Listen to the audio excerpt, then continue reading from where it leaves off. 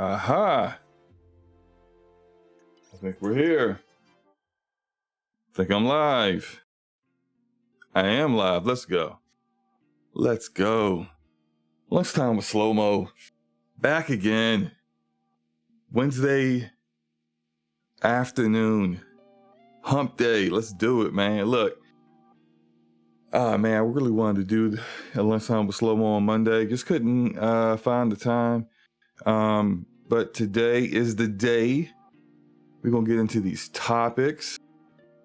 Got quite a few topics, and I'm going to be playing a game. I guarantee, I promise I'll play a game before I head out to pick up the kids, the kiddies and whatnot. Interesting things going on right now. I'll go over what the topics will plan to be. And let's see here. We're definitely are going to discuss the gameplay you see on screen, which is Marvel Rivals, a game from NetEase Games. We're going to talk about Xbox's viability to third parties. We're going to talk about some X-Defiant rumors that's been going around. We're going to talk about Dragon's Dogma 2. Man, I'm sick and tired of talking about Dragon's Dogma 2, but I think there are some things that need to be cleared up. There are some misconceptions, some definitely misinformation that's out there that needs to be cleared up. And also, as usual, when people get dug in on their side, they refuse to see any other sides whatsoever. So we're going to talk about all that. What's up, Yobi? How's it going, Yobi? How's your hump day doing, man?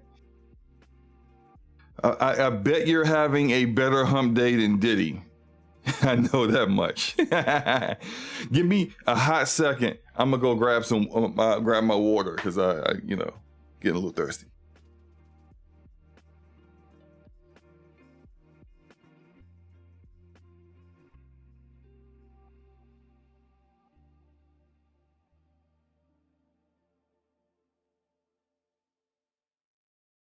All right, got my jug of water. I say this is what I do, right? I got one of those jugs of water where it's like, it starts off at like 7 a.m. and it's like, good morning. It's got the little lines, and then, all the way at the bottom of the jug, it says 9 p.m. I like it because it keeps me, on point with the drinking of water. If I see that I'm not where I need to be right now, I'm at basically like 11 a.m. and it is 12:30. I need to be drinking some of this, So I really appreciate, little stuff like that. It's the little things to kind of, make sure you try to stay healthy as possible. Definitely recommend that. Yobi says, big chillin', man, I'm off today. Hey, congrats to you. Got some Subway. Ugh. I don't know. Look, man, you could eat better than Subway. But he says, I'm big chillin', man. Happy to see another day, man. Hey, look, that's all we can be happy for, bro. See, this Marvel Rivals looks fun. I already signed up for the closed beta. So did I. And homie Juan Kenobi says, what up? What up, Kenobi? What's up, man? Hey, look, let's discuss this game real quick. So, Marvel's Avengers. I said Marvel's Avengers. I hope it don't turn out like Marvel's Avengers. Marvel Rivals is looks like a 6v6 PvP game, and I kind of figured when they said hero shooter that it was going to be similar to Overwatch, but I did not think it would be this similar to Overwatch. Like, it's basically Overwatch, but with Marvel heroes. What's up, King Metro Sean? What's up, East Texas Alex? What's going on? It's basically Overwatch with Marvel heroes, which I'm not mad at it. Overwatch, when it first came out back in like 2016, I played the hell out of Overwatch. I played a whole bunch of Overwatch. It was, I may have just played, it may have been my most played game for a good 6 months. But I started to get tired of it. and you know, my interest got pulled to other things. But Overwatch had a massive community at one point, still does have a pretty significant community. And you know, even though frankly Blizzard has dropped the ball in every shape and form, every conceivable way, have disappointed the Overwatch community, I think that this provides an opportunity for Marvel Rivals to kind of steal some of those people, some of those concurrent players from Avengers, because they're not holding it down. Now, I do think that this is just my opinion when it comes to hero shooters, is that a good portion of hero shooters and their success has nothing to do with the gameplay. It has nothing to do with the fact that the game design or the map design, level design, all that stuff could be great. It could be terrible. I think a significant portion of hero shooters, especially if you look at the communities that play these games concurrently and what they seem to be interested in, is really how people feel about the characters. Like Overwatch, I mean, I wouldn't recommend it, but if you Google Overwatch characters, I hope you got filters on, and I hope you're not at work, because you're probably gonna see some stuff that you probably didn't intend to see. But that's the kind of obsessive weirdo stuff that you would see from some of these communities when it comes to hero shooters. But if you have characters that look cool, either look cool or look, you know, sexy, appealing to a particular demographic, you're going to be there. You're going to be getting. I forgot to unmute my mic on Discord. You're going to be getting people in that you probably would not have got in otherwise. Look, I said this about Bleeding Edge. Bleeding Edge wasn't a bad game. It was a mediocre game. It was just an okay game, but it wasn't a bad game. The biggest issue with Bleeding Edge, outside of the characters move too slowly, the maps are too big for how slow they move, there wasn't enough content or enough heroes in the hero shooter. But I think the biggest issue, and they could have survived all those things and been able to slowly add those things into the game. It could have survived if the heroes weren't so daggone ugly and unappealing. I mean, you had some really hideous character designs in that game. I think maybe just like maybe 2 or 3 characters that looked cool. Like there was like one character, you know, no pun intended, Zero Cool. Thought he was cool looking. Forgot the name of the redhead girl that had a gun, but she was all right. And the samurai Damon, the samurai assassin dude. Like those were the 3 character designs that were only ones in Bleeding Edge that were cool looking. And I think a lot of what has sustained Overwatch is just people being in their own headcanon with characters they find appealing, cool, or whatever. And I think when it comes to Marvel, you already have that built in with people being fans of Marvel comics, of Marvel cartoons, and the MCU, the movies. All that stuff is already built in. There are going to be people who can't wait to play as Iron Man. There are going to be people who can't wait to play as the Incredible Hulk. And look, I kind of geeked out when they leaked the player select list and I saw Magic on there. And I was like, oh snap. They got Magic from the New Mutants? Magic? Colossus's little sister? Oh, okay. Like, and the fact that they had a character design for her that was somewhat accurate to how she looks in the comics. And I'm like, I'm intrigued. And you know, and that's how this stuff works. Whether the gameplay is great or not, you're gonna get people who are gonna be interested in that alone. Now, granted, it does need to play good. It does need to be a good game to have any kind of real long-term sustainability. But a key component is having characters that people care for, and this game has that. Now, it is definitely an Overwatch clone. Like I said, like some of the character design, the art direction is not quite Overwatch. It is kind of like a stylized art design, but I think that works when you're dealing with comic book characters. But the level design, the art direction, like I look like right now, I'm looking at this map. It reminds me of at least 2 different maps in Overwatch. Just by the way it looks and the art, the colors, the architecture, the pillars and stuff like that. It looks like a third person perspective Overwatch. And you know, that might actually work. It just, you know, it just needs to, hey, it needs to play good and it needs to have characters that people care for. And with Marvel, you're going to have so many opportunities to add more characters that people already know very easily. You got Captain America, Wolverine, you know, I think Storm's already in there, but you got X-Men, Avengers, the Fantastic Four. You have all the, yes, King Megatron, it looks like Oasis. It looks just like Oasis. Like they literally just like played Overwatch and was like, see that pillar right there?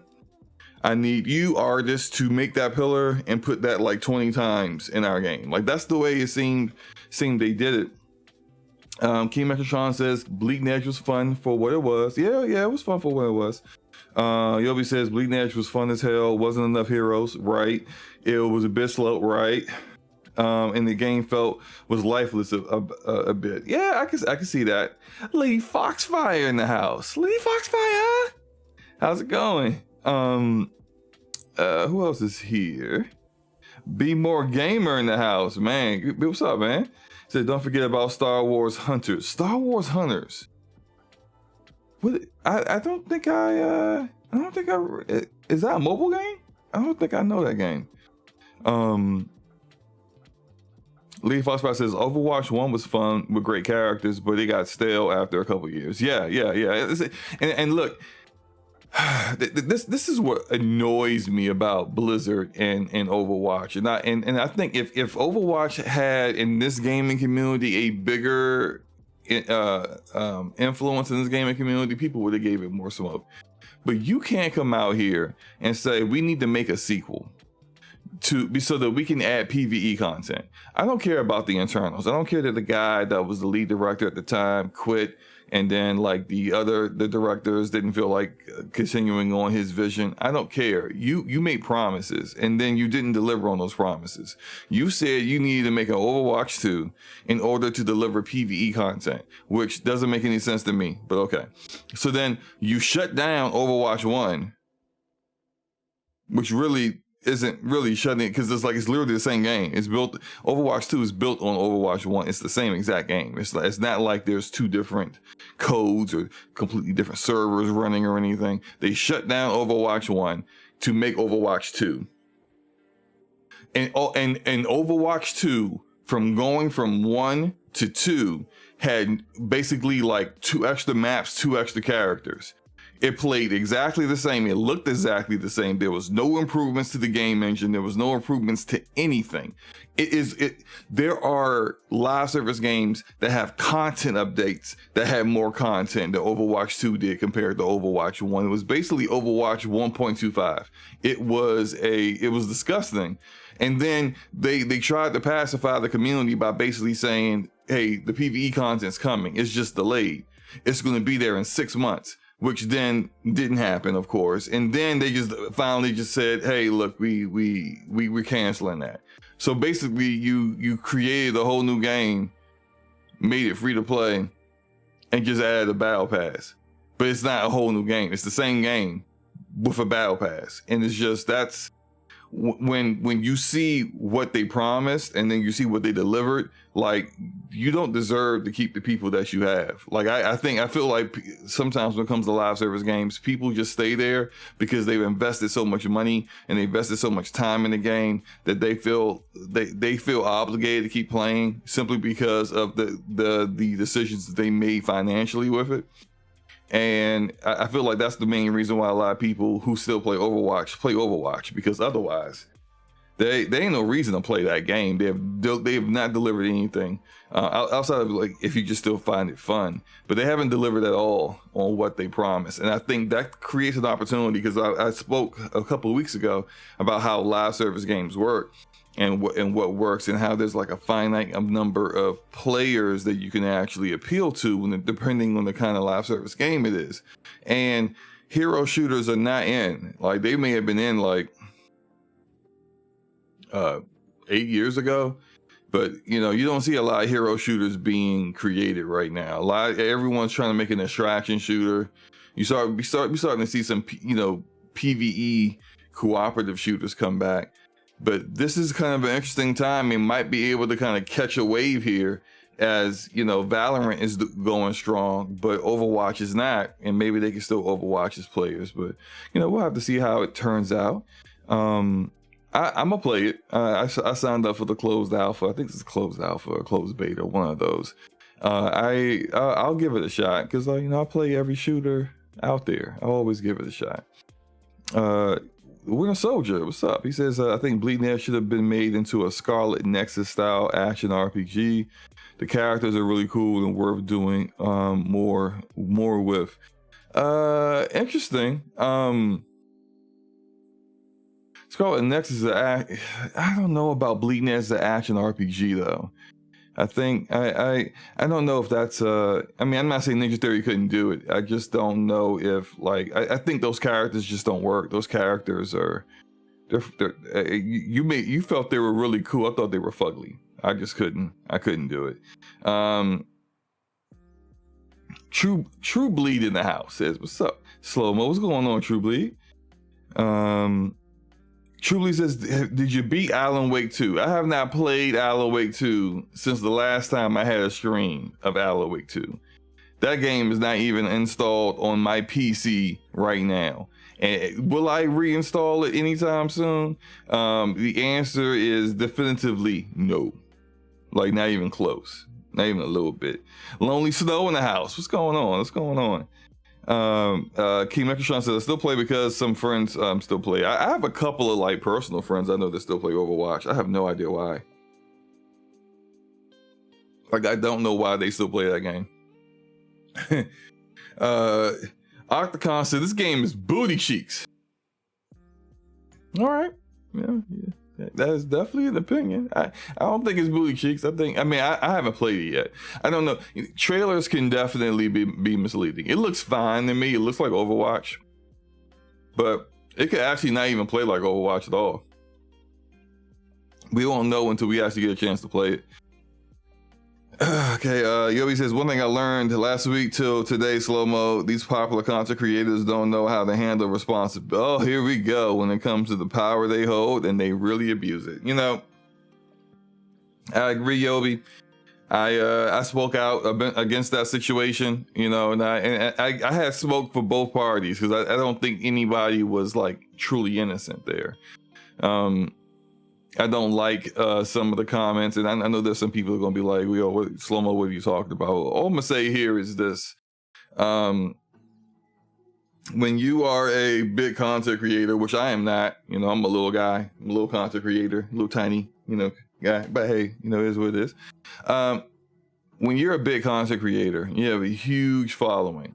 At some point, you got to stop engaging with people who are just like not there. That hold zero benefit to you whatsoever. They're trying to get a rise out of you. This happens to me too, and you know, sometimes you just kind of lose the common sense to not engage, and you engage, and you know, basically destroy them, you know, verbally or, you know, through text or whatever. And that may make you feel good in the moment, but in the long term, that, you know, the bigger you are, the more of a L that you take by doing that. Like, they benefit so much from you even responding to them. You, on the other hand, benefit nothing by responding to trolls and people who say mean things to you. And then when you go even lower than they do, it makes you just look worse than them, period. It doesn't matter if you decide to go, if you find out later on a family member that you spoke on had passed away, you shouldn't have said nothing in the first place. If you had never gone there in the first place, it wouldn't matter what you knew about their family member or not. So it is what it is. I think I would like people to learn from their mistakes, but I don't think that's the first time that content creator has been in that position. And when I see people continue to make the same mistakes over and over again, I just expect more of the same. So that's what it is. Anywho, We're gonna move on. Let's see. What was it? I forgot my own topics. Oh, Xbox. Yeah, man. I'm about to lose some subs again. I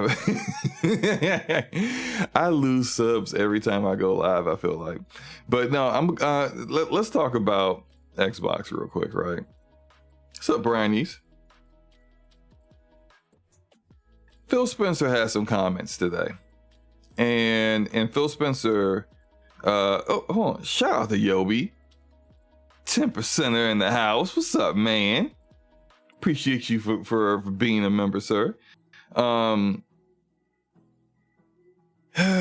Xbox, Phil Spencer made some comments. Let me go find the actual comments so that I'm not like just paraphrasing off the top of my head and barely remembering what he's saying. Put this over here. Let's blow this up a little bit.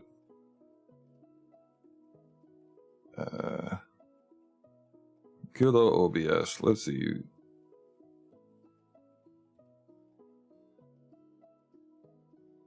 There we go. Phil Spencer on what the hell is happening. Wow. All right. Chris Plant. What the hell is that? That's the title. What the hell is happening in the gaming industry? And why exclusives have become a risky business. Risky for who? I wonder. Let's talk about it. So it says the math on making a game has definitely changed.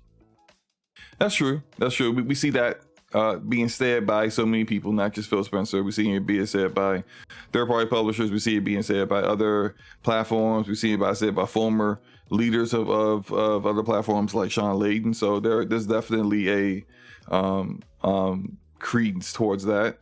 Let's see here. Spencer's views point to a collision of rising budgets, diversifying business models, and the exceptional financial risk now required to meet the audience expectations of a AAA release.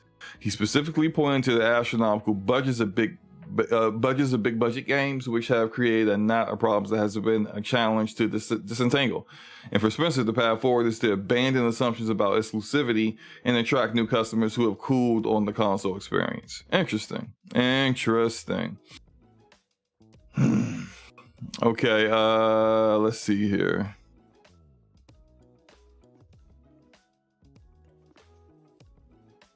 Spencer explained. Wait, hold on. Here's a quote. All of this adds up, and Spencer says it can cost $300 million to build a video game. I mean, we know that, right? Because we saw it through the Insomniac hack, not really a leak, but a hack, that Spider-Man 2 costs close to $300 million, and then they estimate that the next games that Insomniac makes that are Marvel licensed games will be even higher. It says, Spencer explained how this cost forces three substantial problems: one for all big budget games, one unique to console exclusives, and one that spans the entire industry. Okay, let's tackle these. Okay, one, the cost really reduces the risk that publishers are willing to take. Well, that's not new. That's actually been something that has been the case for forever. We have been dealing with, like, as budgets for AAA games have ballooned for years before they hit 300 million, but back when they were just 100 to 150 million for a AAA game, that was the case. That was always the case. And what you would see is that publishers will want to have a proof of concept. And when I say proof of concept, not necessarily a prototype from the developers on whether this game will be good or not, but they want to see a proof of concept from other games that actually already did what you're attempting to do, and that make sure that it works. And if you were trying to come up with a brand new innovative idea, more than likely they were going to say no, because they're not willing to risk the amount of money that it would cost to do that when there's a huge chance it might fail. They want sure bets, and that has always been AAA development, mostly banked on and approved by sure bets. What is up? Corey Hill with a $10 super chat says, "What's good, SloMo in chat? Here for the hard truths." Well, that's all I got, man. All I got is the hard truth. No Diddy.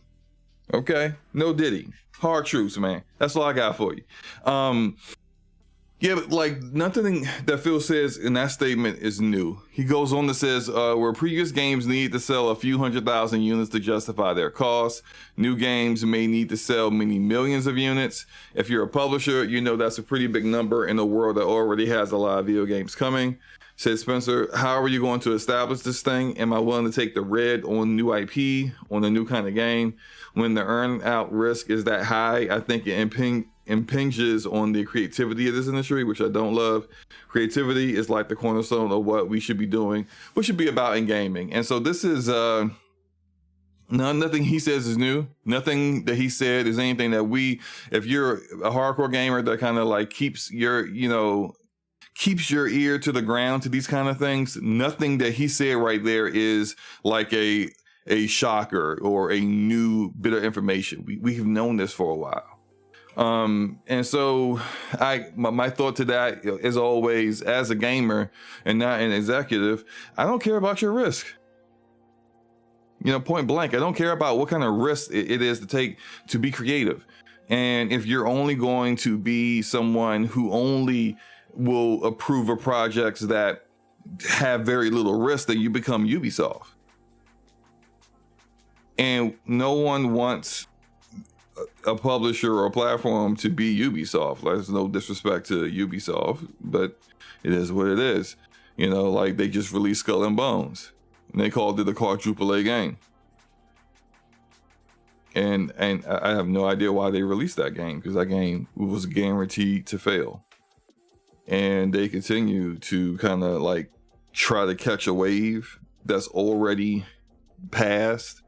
I mean, but they make those approvals based upon what they think is going to work. And that actually is a topic for another game that I'm going to talk about in a few minutes with X Defiant and what the rumors are saying about it. What's up, Slackrow? What's up, John the Don? How you fellas doing? Let's get back to Phil Spencer. He says, number 2, this cost is particularly prohibitive for exclusives that can only reach so many players. As Spencer explained in our conversation with the perils of exclusivity and walled garden consoles, these games need to make additional money to justify the console maker subsidizing the cost of the console.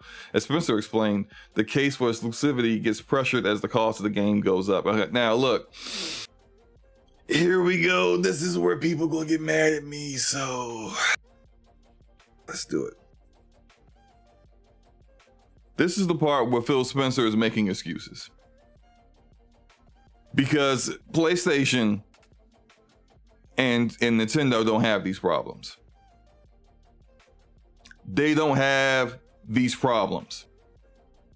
Because their player base, their install base, is big enough where they can justify keeping exclusives just on one platform. Xbox, on the other hand, is in third place in its own home country, is so far behind PlayStation and Nintendo in Europe, it's ridiculous, and is barely a blip in Japan, barely a blip in other countries where they make games where those countries are really like into those kind of genres. Like, the cost is particularly prohibitive for exclusives that can only reach so many players. That's your problem. Nintendo got 120 million Nintendo Switches out there.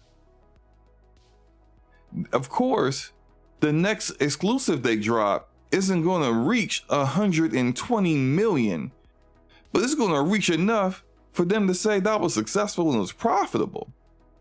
The PlayStation 5, I think, is at the minimum, what was like 50 million units out there right now. The PlayStation 4 is around 120, like the Nintendo Switch is. It's maybe a little bit less. I feel like the Nintendo Switch has passed the PlayStation 4 at this point. They don't have a problem reaching people for exclusives. PlayStation, if you ask them, they have a problem making right now more than the same kind of game that people want. They want to make live service games that continue to keep generating revenue well beyond that first 3 months, that first 90 days. They don't have a problem reaching players. They have a problem keeping the players that they reach. Phil, what you call a industry issue is an Xbox issue. It's a your issue. And this is a your issue that you created. I mean,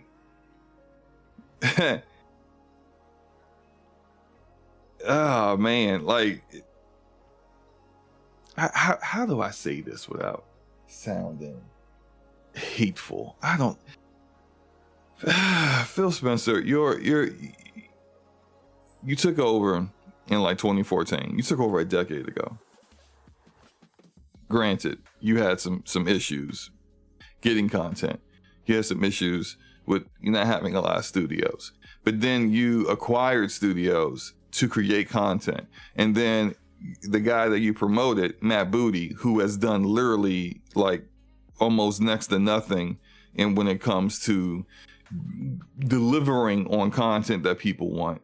Matt Booty said that games like Hellblade are what you guys were looking for. You wanted AA games that had a AAA feel. So you already, all this stuff you talking about, the risk of AAA games, you had already knew when you made the acquisitions back in 2018 that you weren't trying to make games that cost like that.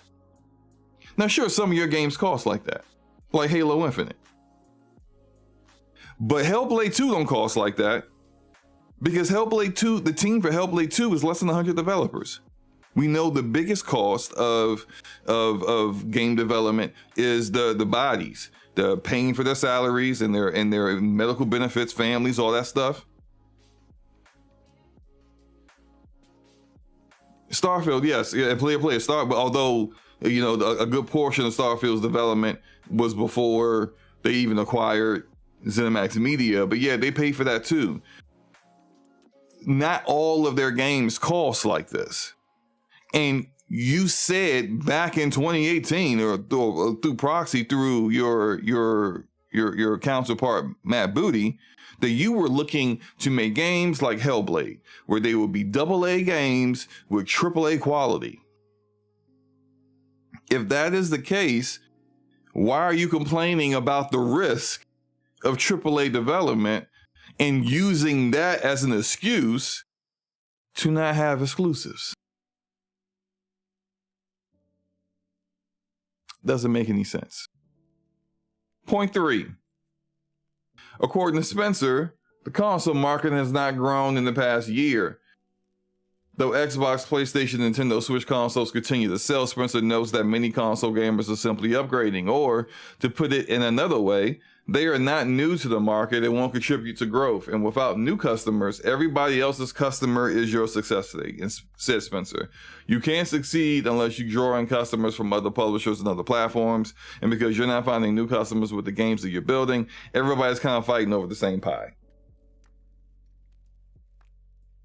I think that's true to a degree. But again, this is a problem of Nintendo and PlayStation, not necessarily a problem of Xbox. You are so far behind those other platforms that, like, if one of them chose an Xbox as a second console, you can't scoff at that. That's still a new customer to you. Does it matter that that customer also owns a PlayStation? If you get them to buy your console, then you now have an easier chance of getting them to play your games because they already have the platform to do that. This is an Xbox problem. The market has not grown in the past year, where the market is kind of receding due to the fact of, COVID. When COVID happened, the market ballooned up. All you guys was making money. Y'all was making big revenue. People were at home, they were quarantined, people were working from home like I do all the time. I still haven't gone back to working in the office. I'm still working at home. A lot of the people have gone back into the office. And so they can't play the games like they used to, or they don't have the interest to. The market is, and this is part of the reason why there's so many layoffs the way they are. The market is going back to normal.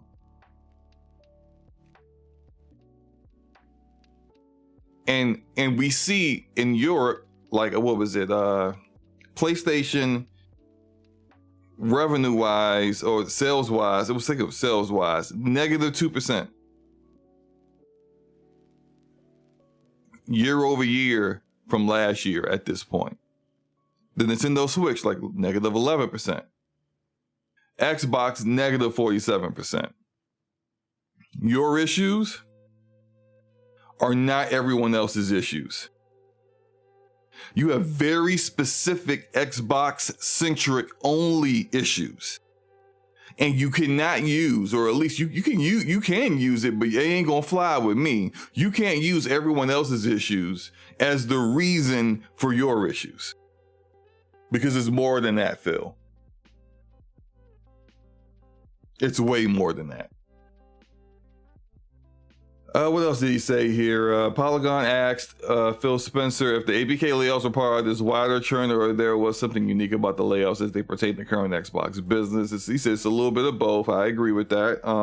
But I also think that, like the other publishers and other platforms, that they all did this.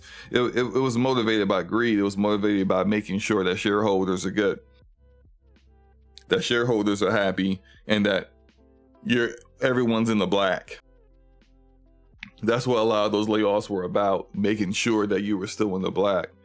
You hired all these people when you were trying to maximize as much money as possible. And then, well, some of that was Activision itself doing that as well before they took over. So that's Bobby Kotick. But then now that you don't quite need all those people anymore, you're laying them off to make sure that you remain profitable. It's business. We ain't got to act like, it ain't messed up, Let's see. This is interesting. I don't get any luxury of not having to run a profitable growing business inside of Microsoft. And we are that today. We're a business, I've said over and over, and I don't get any luxury of not having to run a profitable growing business inside of Microsoft. I remember back when they were doing those hearings with the FTC about the ABK acquisition, wasn't Phil Spencer saying they were profitable then? Maybe I'm misremembering that. I don't know. Look, I'm not going to go through this entire thing. It's not that much longer, but I do need to talk about this. I will say every decision we make today and tomorrow is for the better of Xbox. I'm gonna say that's a lie. I'm gonna say, and it also kind of depends on what Phil Spencer considers Xbox. Because if he's talking about the brand, I say that in like, quotation marks, the brand, where it's which basically is really just Microsoft Gaming. If you look at their chart, you look at their structure of the organization, Xbox is the purview of Sarah Bond, who I think should probably go do something else, if you ask me. What's up, John Wolf? What's going on, man? Because if I was Sarah Bond, I wouldn't be, standing on this glass cliff that's about to break under me. But every decision we make today and tomorrow is for the better of Xbox. You won't even put the logo of Xbox Series X and S on your own website when promoting your own games. You took it off and just put console.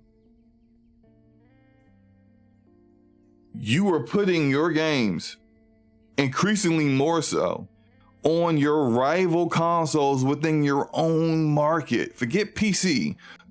On PlayStation and Nintendo, you were putting your game, and they're not giving you anything back. How was that benefiting Xbox?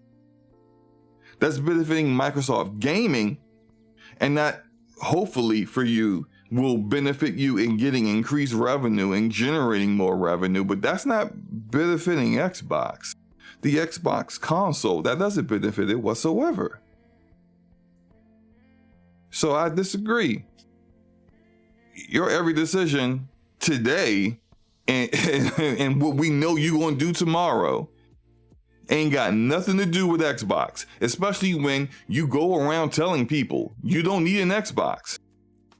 Look at the marketing for being able to play games to your I think Samsung TVs. You don't need an Xbox. Okay, people took you for your word, and they don't buy Xbox. And yet your CFO Amy Hood is like, oh, the hardware sales are disappointing. Are y'all I mean, no offense to anyone that's bipolar, but what? You told people you don't need an Xbox. They don't buy Xbox. Now you're wondering why hardware sales are disappointing. Maybe you should stop just looking at data and understand how the industry works. Understand how the gaming industry works. Instead of having I've said this so many times before, I'll say it again.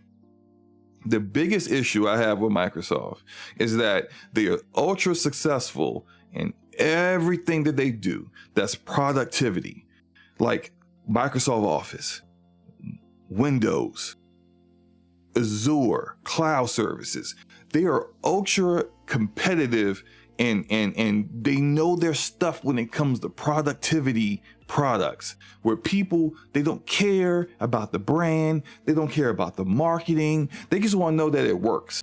You said it works. Does it work the way you say it works? Cool, bet, thank you. We will take that. In those industries, they can strong arm things. They can say, hey, look, with Office, we want Office 365. We want subscriptions now. Most businesses are going to be like, well, we ain't really trying to pay a subscription, but we needs this. When I'm onboarding a new employee, I need to give them Office. I need to give them the tools they need to be successful and do their job. All right, Microsoft, I'm going to give you what you want. But that's in productivity. That's not in entertainment. In entertainment, you need to understand how brands work. You need to understand that what seems logical to you and what the data says isn't exactly going to be followed in what people choose to do.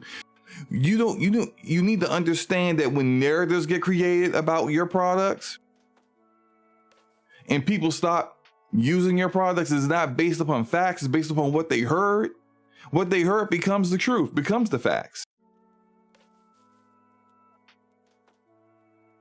When it comes to products that aren't strictly productivity, like Windows Phone, you make a good product, don't know how to market said product, don't know how to work in that market, you get curb stomped, then you quit.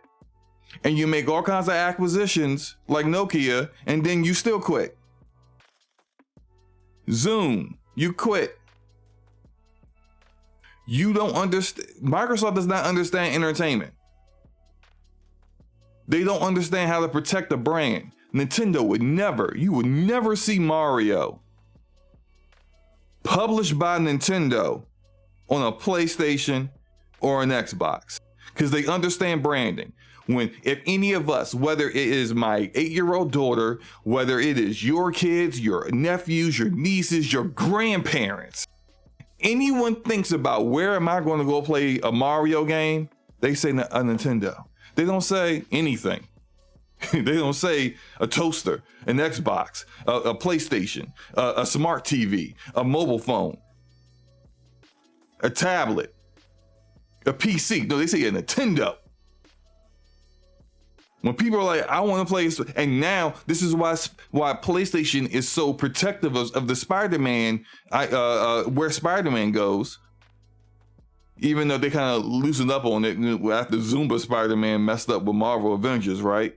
But the reason why they tried that, the reason why you have Nathan Drake, you have Aloy's dead, personality as, you got all these characters they got. When you see that character, you know where you're going to play that game at.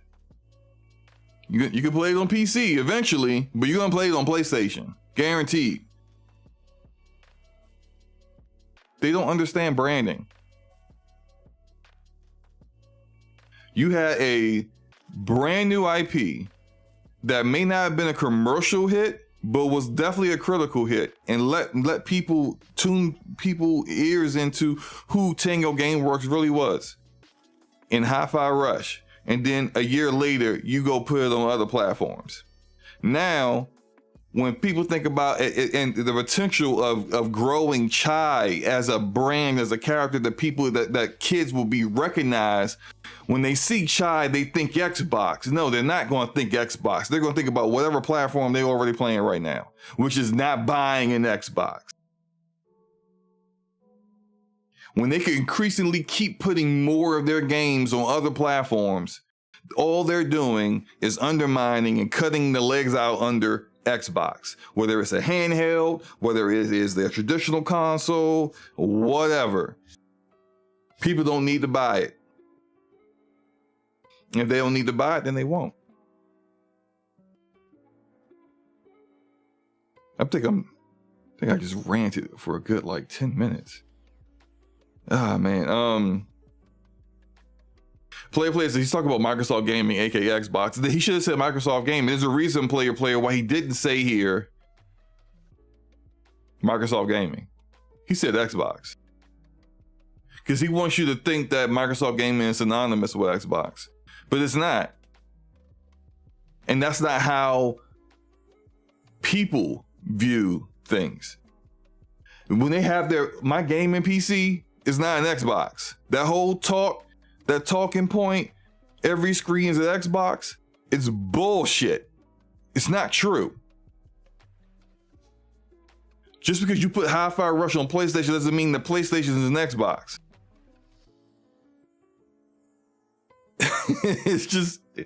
It's not true. Oh man. Hey, look, let me not harp on this much longer. I said what I said. Every decision we make is to make Xbox stronger in the long run. Yeah. That's just that doesn't seem to be the case, Mr. Spencer. It doesn't mean everyone's going to agree with every decision we make, which is absolutely true. Seems he understands that much, but it is fundamental for how we make decisions. Considering the fact that they change what their philosophy is going to be in the long term every 2 years, who knows by the time this Xbox handheld comes out and I'm hearing 2026. I mean, who knows, right? But shut up. What's up, Ice Queen? Who knows what the philosophy is going to be 2 years from now? We'll see. We'll see. Let's move on real quick.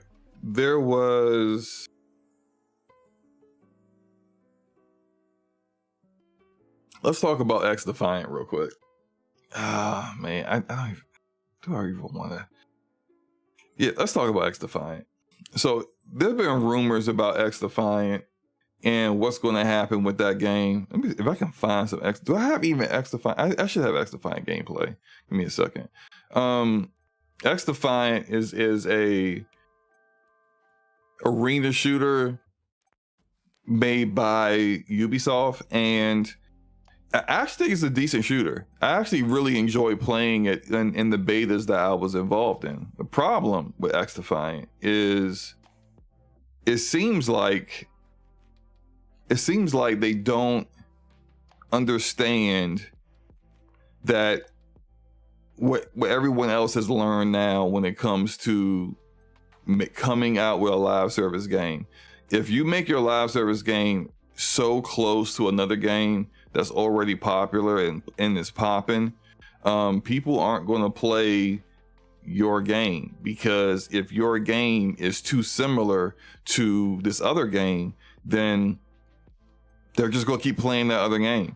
Like if you come out with a battle royale right now and it's basically Fortnite with different characters, less brand, less marketability, and less ability to get pop characters and singers and rappers and anime characters as skins and stuff.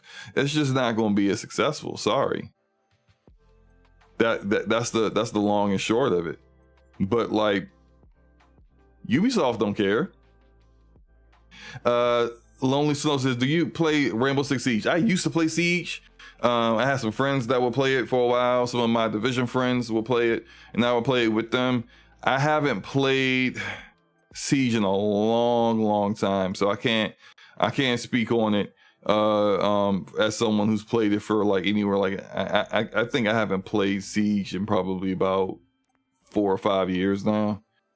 But X-Defiant is a fun game, man. It's fun. The problem is that apparently from sources from Insider Gaming is that developers have been talking about how the game got delayed. So like the game was supposed to come out last September, but then it failed. It's getting certified by Xbox and PlayStation. It probably was probably buggy as hell. So whatever, right? It failed that, and then they delayed it because Call of Duty was about to come out, which makes sense to me. Like, why don't pull a Titanfall 2? Don't release a game within weeks of Call of Duty. You're basically begging yourself to be curb stomped and your game to fail. And why you spend all this time, all these years making this game only for it to fail simply because you had really bad decision making on when to release it. So they say that they delayed it to Q1 of this year, and now we're getting out of Q1 of this year, and it's still not out yet. Developers at Ubisoft have told people that the reason why that it keeps getting delayed is because they keep trying to add features that Call of Duty has. And I'm just like, for me, I'm reading this, and I'm just like, bro, do y'all never learn? Look, there are plenty of Call of Duty fans that played X-Defiant and said, this feels like a breath of fresh air. Sorry, I need some water because I was about to die over here. This game seems like a breath of fresh air. It's a little different. I like the gunplay. I like the shooting. And they're like, this is cool. Just because you had a lot of Call of Duty people playing the game and saying they're liking it does not mean they're going to play this game over Call of Duty. It also does not mean that you should delay the game to add more features that Call of Duty has.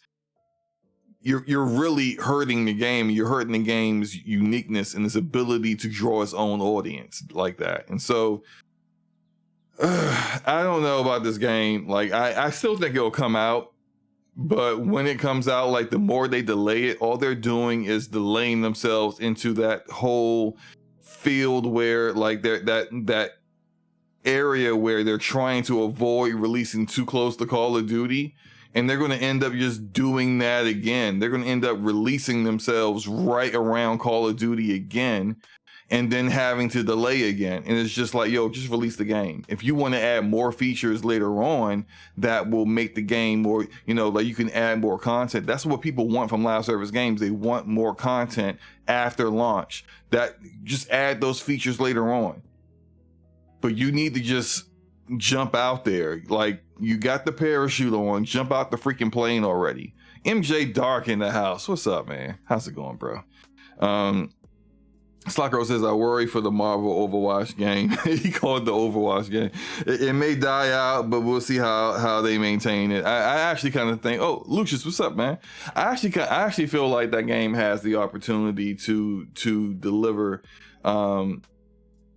towards a community, Overwatch community that's pretty fed up with Blizzard and not getting what they want and being lied to, essentially. And so I think there's an opportunity to steal some players there. But again, as I said earlier, it's going to need to play well in order to do that. It already has compelling characters that people want to play with, so that's people going to try it just because of that. But keeping players, that's going to be about actually delivering on a game that's good to play. And just because it looks like Overwatch doesn't that mean it's going to play like Overwatch or it's going to actually play good. we don't know that yet. So that's something that we'll find out. I think it said that closed alpha or closed beta or whatever would start in April. So I guess we'll see when that comes out. But anywho, back to X Defiant. This game's fun. And I played it with a few people, had a good time, played it a lot solo. And it's something, if I can play a game solo, a shooter solo, it's pretty good. Just from my opinion. If it's something that I'm only going to play with other people, I'm not saying it's a bad game. It just doesn't, like, I find it fun because I'm playing with buddies. Just point blank. It's not that fun to me.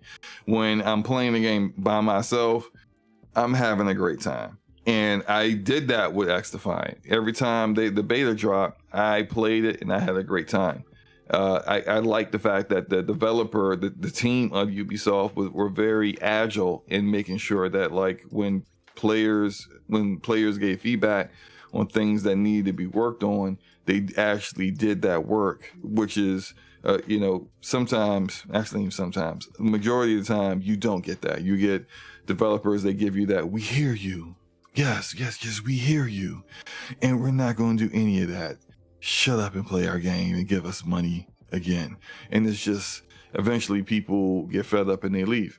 And the X Defiant devs were very good in hearing the feedback and making changes that actually worked. Like, for example, they have these factions, but when the game first launched, although it played, the first time they showed it played terribly. Like the gunplay was awful. And they fixed that. Long hiatus, they fixed it. When they came back, now that the gunplay was fixed, people got to actually try to, really dig into the game, and metas started being created. Certain factions kept getting chosen, and there was no, like, I think it's 6v6. You can choose the same faction multiple times on one side of the team. So it's just not like, it's not a problem to where you feel like you're being locked out of a particular character or skill set. As you're seeing on the screen right now, there's like everyone using the group faction from Far Cry 6.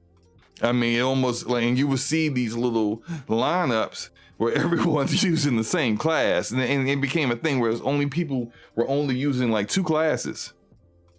That's a problem. The way those classes worked, they made them overpowered compared to other classes, and so they needed to balance it. And when they came out with the beta again, it was far better balanced, but it still needed some tweaking. And so when they came out with the last beta that I enjoyed, better balanced again. And it's just, I like that they actually put the time in to really address those issues. But it's, at this point, bro, you gotta release the game, because you're missing your opportunity to actually establish your game as a game that people can play. Just launch it. Like, the finals since this game has first started doing betas, the finals has come out, established itself as a game, and is thriving. I mean, it's lost a significant number of players, but that happens. But it's doing well, and they're on their second season, and meanwhile you haven't launched yet. Like, you gotta issue it off the pot, bro. MJ Dark says, this the finals. No, this is the gameplay showing here is X Defiant. And they still haven't released the game yet. So, they want to be Call of Duty somehow, some way. But anywho, hopefully they finally get done with that. Let's talk about Dragon's Dogma, because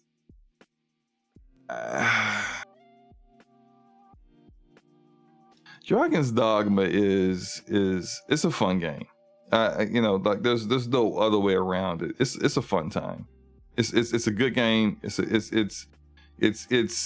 I'm having a great time with it. I have the what the freak is this class called? I'm always remembering. It's like a lance, and it's like shit, I don't know. Look, it's fine. It's fun, okay? But we got this controversy with things and the way people are talking really kind of past one another when it comes to the things that people are upset about and the things that people seem to be blowing out of proportion as people feel.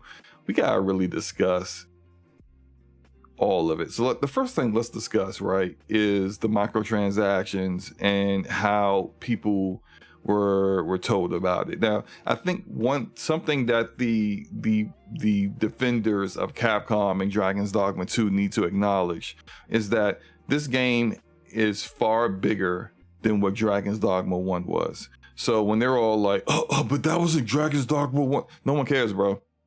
Nobody cares that was in Dragon's Dogma 1. They didn't play Dragon's Dogma 1. They're playing Dragon's Dogma 2.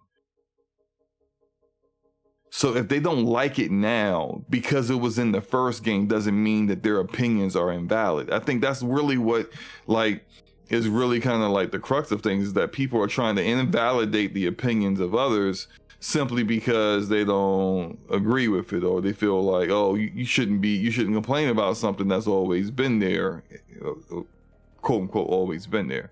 Now, about those microtransactions. So we had a particular content creator that's he's more known for his Souls content.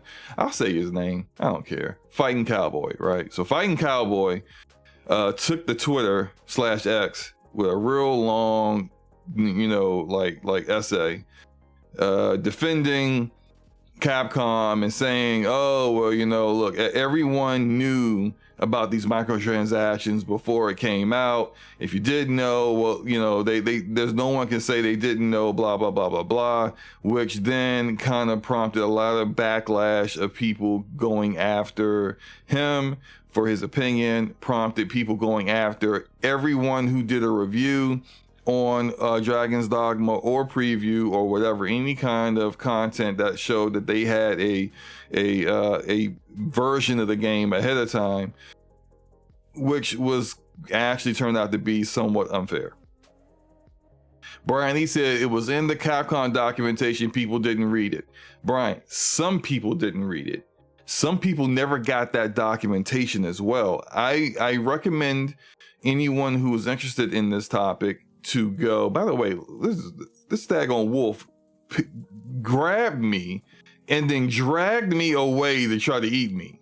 Pause. No diddy. But it just this game's got some really great elements. But anyway, go to Eric's Gaming. The Eric's Gaming channel. They did a video about this because people were coming after them after Fighting Cowboy said that everybody knew about the microtransactions, and that it was in the documentation of their NDA or whatever documentation they were given when they were given the review code.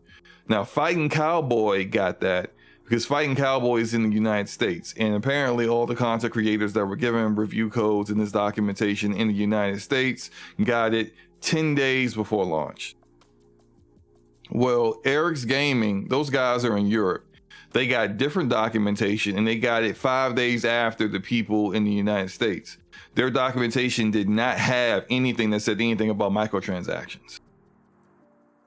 MJ Dark says Dragon's Dogma 1 had microtransactions. I don't remember. I did not play Dragon's Dogma 1 at launch, Dark. I played it years and years and years later, and I didn't really enjoy it. Maybe I just wasn't in the mood for it at that time, and I dropped it pretty quickly. Maybe it had a couple hours in or something. I don't know if there was microtransactions or not. I think the version of I got probably had everything in it, honestly, because it was dirt cheap at the time when I bought it. But this is what people have been telling me, that, a lot of the stuff that people are complaining about was in the first game, so why are you complaining? And then all I'm saying is this game is already outsold and outdone that first game already. So clearly it's got a bigger social footprint and more people interested in this game than it was before. So telling people you should have played the first game is kind of irrelevant. That's all I'm saying. And also, the misinformation that all content creators who had the game ahead of time knew about these microtransactions is also false, because not all of them knew about it. Now, there's also the talk of, well, any microtransactions in a single player game should not be in there. And I understand how some people feel about that. I think the people who are saying that need to understand that not everyone feels the same way. There are people, and I'm not going to name no names, Everborn Saga, that just, they want easy mode. They want journalist mode all the time.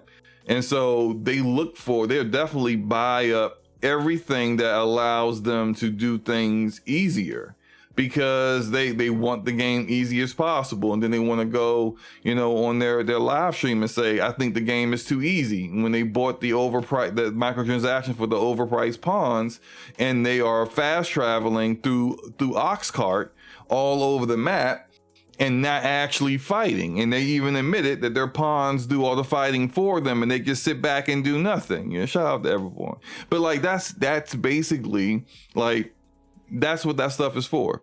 And they would not put that stuff in there if it wasn't worth it to them, if people weren't spending their money on it. Now, I think that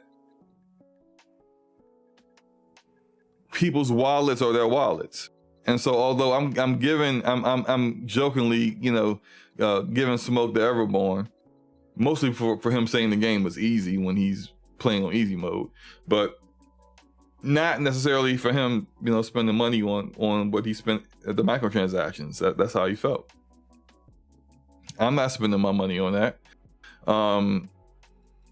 But it is what it is. I think also on the other side, people have to acknowledge that a game that has microtransactions, and there's a single player game and not cosmetics, because I have no problem with cosmetics. I'll buy cosmetics, whether it's single player, live service, whatever. If it looks cool, I want my character wearing it, I'm buying it.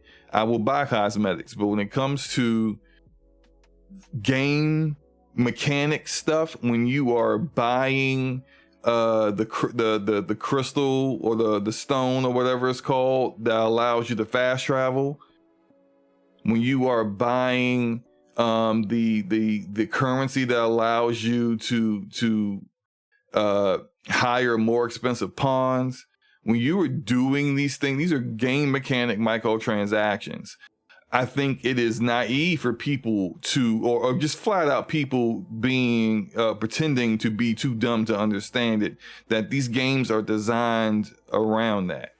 That in order to entice you to get the microtransaction, they are going to design the game in a way where those items are going to be less plentiful. Although you can get those items in the game, which I've got enough stones in the game, pause, no diddy, to just, fast travel whenever I feel like it. At least I think for the most part I have. I think sometimes I've had to just suck it up. But when you have microtransactions to cut the camping gear weight in half, and the camping gear weight is like a third of your actual weight, what are we doing here? Yeah, you can give it to your pawn, sure, but it's just what you're dealing with, and how some people are, and they're just going to buy the microtransaction to make it less, even though they could get the little golden beetles, and the golden beetles will raise their weight capacity or whatever, their carrying capacity. It is what it is. And it's just and for people just saying no one's gonna buy it, why would they put it in the game if no one was gonna buy it?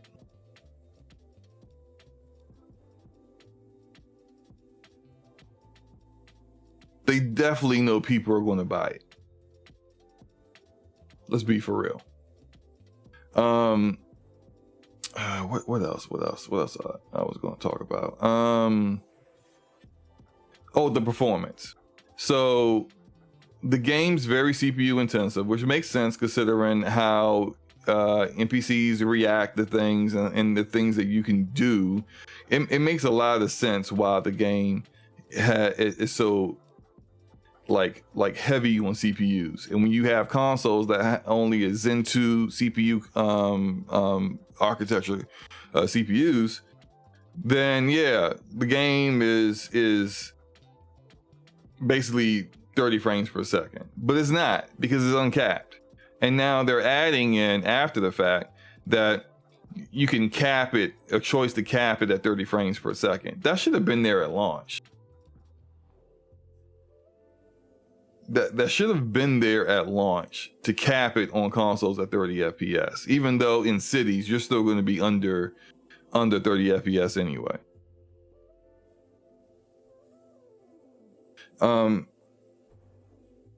But on PC, its performance on PC is abysmal. And even though I'm fine, even the Blade X is why it's ray tracing on for the console. Right. Why do you have ray tracing on and can't turn off on the console? You're when your performance is already that bad. Like, what are you doing? And something that I keep repeating, and because it's something that people also don't want to acknowledge. Wait, before I get to that part, let me just say this about no new game. No ability to just start a new game natively within the game without having to go outside the game, delete your save file, turn off cloud saves, and then play the game offline in order to make sure that, you know, you get a new game. There's a reason for that, because they know that people early on who want a new game. I am getting bodied by this dragon, by the way, just, you know, letting you guys, as you guys can see. If you want a new game because you didn't like the way your character turned out in the character creator, well, I mean, you could build up the currency needed to go to the stylist and change the way your character looks, at least some of it, right? And at the most changes you can make, the option is like 25K. It may take you a couple of hours to build that up. You want to spend a couple of hours playing the game doing that? Or do you want to spend $2 and get the microtransaction that allows you to change your character? The easiest option would be to start a new game and start over. But they didn't have that in there. Oh, we'll add that later. Fascinating. After the game is outside of its highest peak period, you'll add the ability to have new game. Interesting. If you can't tell that this is by design to kind of, you know, funnel people into microtransactions, you're pretty naive. It is what it is. And what was the other thing I was about to say? Oh, so why they released it when they did. This game should have been delayed at least 2 months. Like, it's not a massive delay, but enough time to really optimize the game. It should have been delayed a little in order to make sure that the performance on PC was solid on not just the highest of high-end rigs, not just on CPUs that were rigs that had CPUs that were released in the past 2 years. Like it needed to have more time being optimized. But you know, if you guys didn't know this, Capcom's fiscal year is up at the end of this month. When Capcom's fiscal year is up, that means that when the game releases, it's now being counted for next fiscal year. If they talked to investors and told investors that they could count on Dragon's Dogma being a part of this fiscal year, oh, now you got a problem. The game's not ready. Oh, well, we're releasing this game in this fiscal year because that's what we told the shareholders. This is what they do when they care more about shareholders than they care about delivering a high quality product at launch. And still, doesn't mean it's not a great game. I'm really enjoying it. I think it's going to be a Game of the Year nominee. I think it's even though it's just March and we got another 9 months to go, I think that this game would definitely be in a nominee in a lot of the Game of the Year list for a lot of award shows. That said, the performance is unacceptable.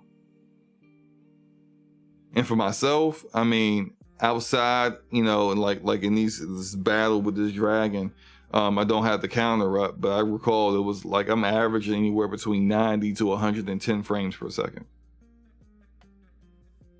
I also do like the mechanic that every time you reload after dying, without having to go to an inn or a camp, you have less overall life available to you. It just makes it harder, which is cool.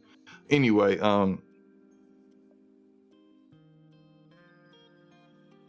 they don't care really about what the gamers want. A lot of the stuff that they are putting in the game with their statement is stuff that they were been going to put in the game because they already knew it was a problem that it wasn't there. So, oh yeah, the de novo. Thank you, Brian East. The de novo that's probably dropping your frames another 10% in the game that shouldn't be there in the first place. Why is de novo there? Because they don't want you. They don't want you hacking the game, or I'm sorry, pirating the game, which is understandable. But when you got anti-cheat and whatnot going on, that is there to keep you from actually hacking the game and getting all of the microtransactions or whatever through mods. Good grief, that dude knocked me all the way up in the air. I'm getting bodied in this gameplay. Why did I show this gameplay?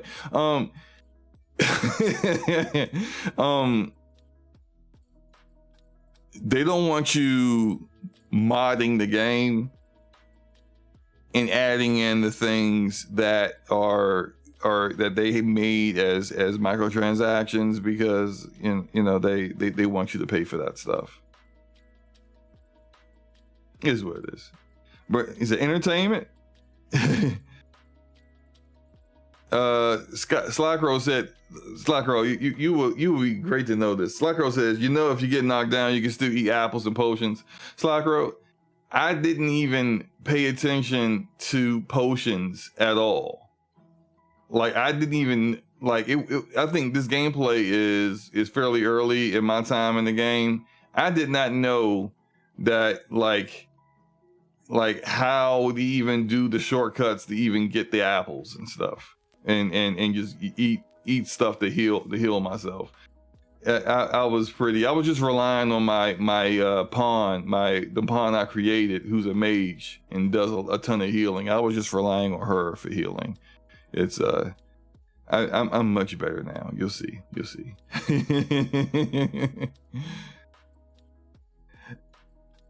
MJ Dog says, you say that is gameplay from Everborn Saga's game? No, if this was Everborn Saga's gameplay, he'd just be standing there while his pawns murdered everything, which is not the case, because I'm fighting, dying, but at least I was fighting. Was that the last thing I wanted to talk? I think that was the last thing I was going to talk about. So check the last questions. Is Dragon Age releasing this year? Okay, so yeah, I heard a rumor that they did want it to release this year, and I'll say this: I think that rumor came from Jeff Grubb. Now, I initially had heard that the game wasn't coming out until next year, and that has been my thought about Dragon Age Dreadwolf, this entire time. If that rumor that's coming out this year is really from Jeff Grubb, then it's coming out this year. And I say that because Jeff Grubb has real sources at BioWare and EA. Like, he's got, like, back when people didn't really know who Grubb was like that, part of the reason that Grubb got the name that he got is that he leaked Mass Effect Legendary Edition before it was even announced. He had the name. He knew they were still running it on Unreal Engine 3. He had all that information well ahead of time. And then they released it, and then he got pretty much kind of vindicated, as people were initially were just like, oh no, he's full of it. Like, he doesn't know what he's talking about. They haven't said anything. And come to find out, it was true. When it comes to Dreadwolf, if he's the one, I think he is the one that was saying that Dreadwolf is going to come out holiday this year, late this year, then it's coming out late this year. And which also has me kind of wondering why the heck did they just hire Connie Booth to try to help BioWare be better with her title. What was the title, like director of like action RPG, some weird title name? Like, why did they hire Connie Booth when you're this late in the game? Like, because you're not going to delay it. So why don't you hire her if she says, oh, you need to fix the story, or you need to fix this, or we need more cutscenes? I mean, are you really going to get all that stuff done when you planned on releasing it this year? I don't know. Oh, there's a question about enemy diversity. There's a common complaint right now that there is a little enemy variety in the game. Yeah, that's true. Yeah, I agree. I mean, you got these harpies, right? And then you got the orcs, and then you got wolves, and like maybe within the first hour and a half, you likely have seen every enemy type that's in the game, except maybe the little blobs of goo, the little blobs. Like I saw those maybe about 3 hours in. But yeah, like very early on, you end up basically seeing every enemy type that's out there, and that can definitely be a negative for the game. I think it's a little interesting how I feel like you can't go 5 steps without running into a group of enemies. Which kind of, for a game where the director was like, you know, if you have fast travel in your game, it's because your game is boring, but he's got fast travel in the game. Like I maybe I understand where he's coming from, where it's like they're trying to make sure that you remain excited about the game. But I think that also when you have a pretty redundant enemy number of enemies, that like it kind of accentuates that pretty quickly. Like you just, hey, there's the wolves again, there are the orcs again, you know, and human, there's like human like bandits out there every now and then, but it's like you don't see them too often. At least I haven't yet. I try to do a lot of exploring right now. As a matter of fact, I might as well just transition into the actual game then. Let's just go do that. Because I'm sitting here talking about it, and I got about 45 minutes before I got to roll and go pick up these kids from school. And I want to make sure that I can play the game. Hopefully, as heavy as CPU usage is with this game, I'm hoping me running OBS isn't going to be a problem. It probably will be.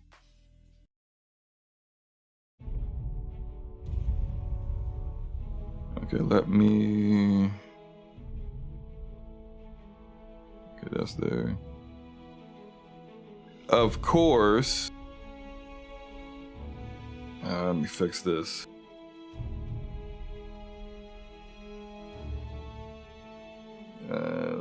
Look at SloMo looking like an amateur streamer with all this stuff not being ready. I got a new monitor, so like I had to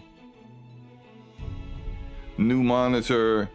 OBS is weird, and I got a 4K monitor now that I just got, and that now I got nothing but 4K monitors. For some reason now OBS won't let me do 1440p as a format to what you call it, have as my base resolution. Now I'm outputting, I can scale it to 1440p, but the only options now that I got two 4K monitors is 4K 1080p and 720p. I'm just like, what is the purpose? OBS, why? Can't stand OBS. Anyway, let's get into this game. Let's go from last save. I don't know where I am. I think I'm at Melv, I think. And I just saved some like little guy's brother. It strikes me that we have not visited Melv for some time. There we go. Stop by and see how its people fare of late. And here is my I'll lead the way. pawn Sarah. Is most welcome. Now we shan't lose our way. She's a pretty good mage. What do I need to do here? Gift of the bow. Venture north of Trevo Mine. Oh yeah, I gotta do some training with some dwarf dude. Return to Captain Brant and hear the findings of his investigation. Yeah, let's do that. This would mean I might need to take. Look, you know what? Oh, dang, this is. Can I just jump on here? Can I just jump on? I'll not take that from you. I can't do that. This ox cart's bound for Burnworth. Yeah, that's where I'm trying to go, bro. I'll need to see some coin before I let you on. All right, here you go. Just yonder. I'm gonna go to sleep. He says, I do like the elite goblin camps. Yeah. And have you seen those camps with great sword? I haven't. Actually, yeah. I think I've seen a random one of them. They were pretty vicious. I also fought. I fought a griffin. That was pretty cool. I probably should have recorded that. That was a fun fight. And I fought a. Like the ogres with the huge ones and stuff, like those fights are pretty fun.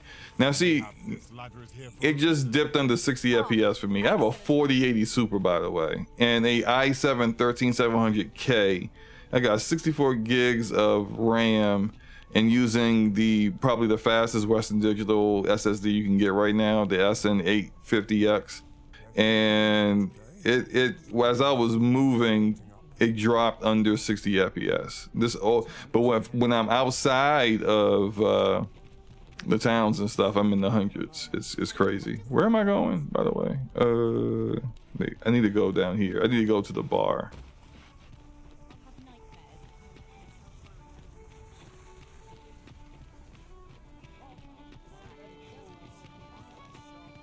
And if I had the full thing up, but I'm not sure this full screen, but like if I had my full Riva tuner up, it would be showing how the CPU cores are not being used correctly. Where is this guy at? Indeed. I do like how they got a lot of black people in the game, but what? Is he upstairs or something?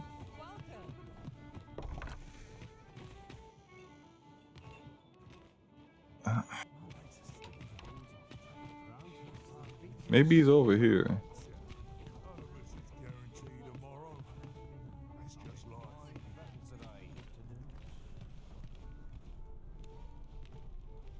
Let's go up here. No, it's still showing the little icon over. I gotta go back to the bar. Any ideas as to how we might reach it? Ooh, you know what? You know what it is? Hold on. What did it say? Return to Brant and it said wait a few days. Damn. I guess I could go to sleep in my. Let me go to sleep in my house because I got a house now. I think that's over here.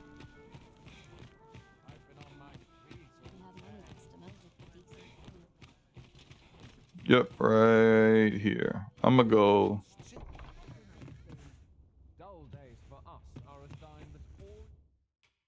We must rest till morning. Though the sun is still up. SloMo, whole setup costs 5K. He richer. Well, I wish. Come, we've much to be getting on with. Did anyone rent my pawn out? Nope, no one to rent it. I kind of feel some kind of way about that. Why does this feel like it's okay? No, it's the same destination. If he's not there, I'm just gonna go do something else because I'm not gonna keep waiting.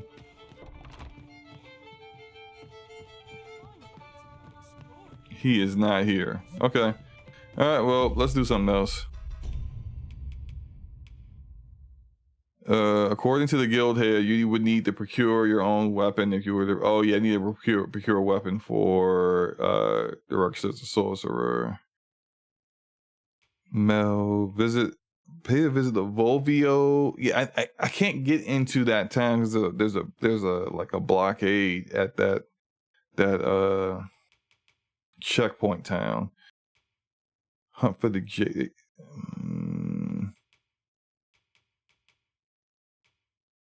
You know what? Let's do that. Let's go.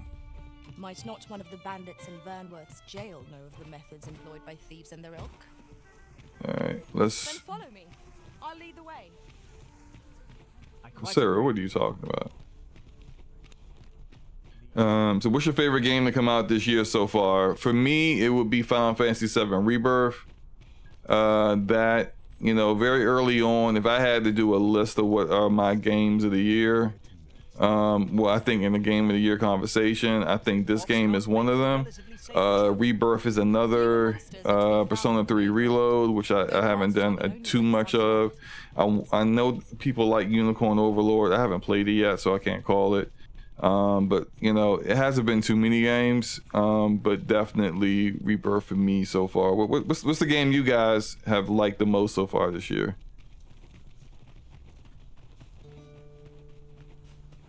Master, my heart knows no greater peace than when I'm by your side. These pawns are like they're like your biggest fans. I need to get to Naharv. I have to get over there. Whoops. That's what I gotta get to. I don't even know. Can I get? Okay, yeah. There's a road here that goes, because I mean there's a way, because there's like a. I'm not gonna take the cart, but there's a cart that goes that way. So I mean, let's make the hike. Lucius is like a drag. Oh yeah, I forgot about that one. I think. What the heck is that? Oh my god. Yo, hold up, bro.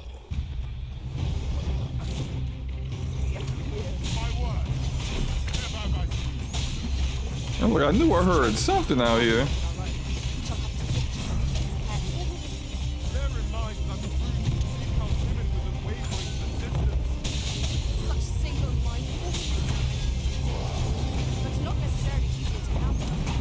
Oh crap.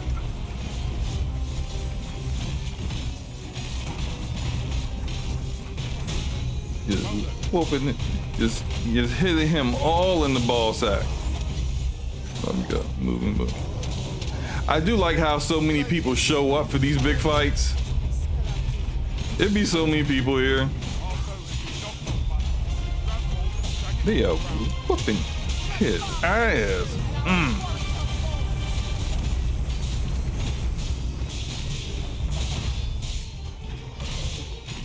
See, I told y'all I got better.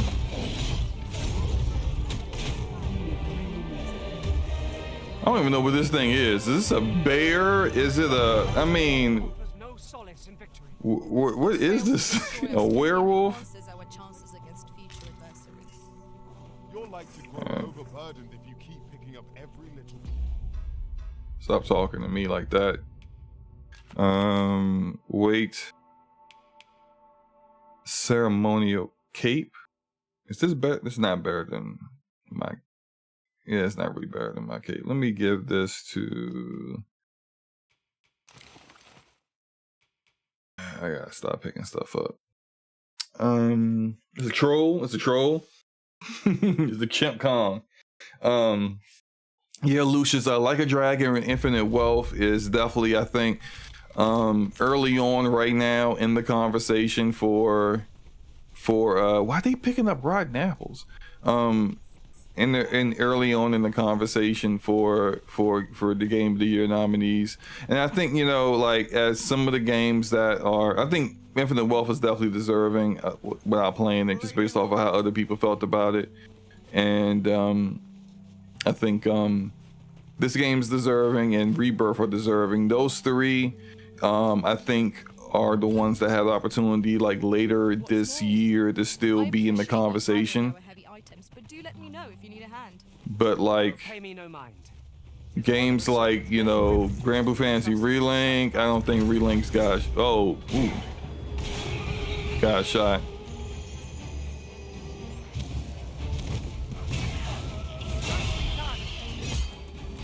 This, who you think you hitting?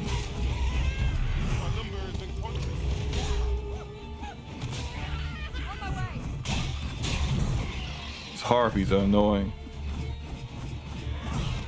But at least for this class, they're annoying. She really did though. The mages who are pawns are funny, right? Because they be like using magic at like the worst time. I'd be like, yo, I need heals, and they just be taking forever to heal. A treasure chest. Shall we see if we can't make our way over to it? Crap.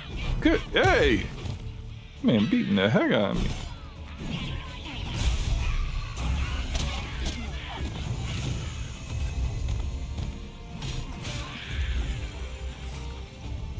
Is that it?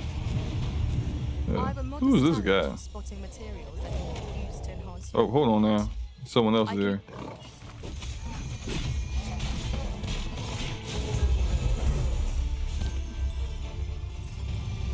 Okay, that's done. How? Oh, there's a chest here I haven't got yet. Where is that at?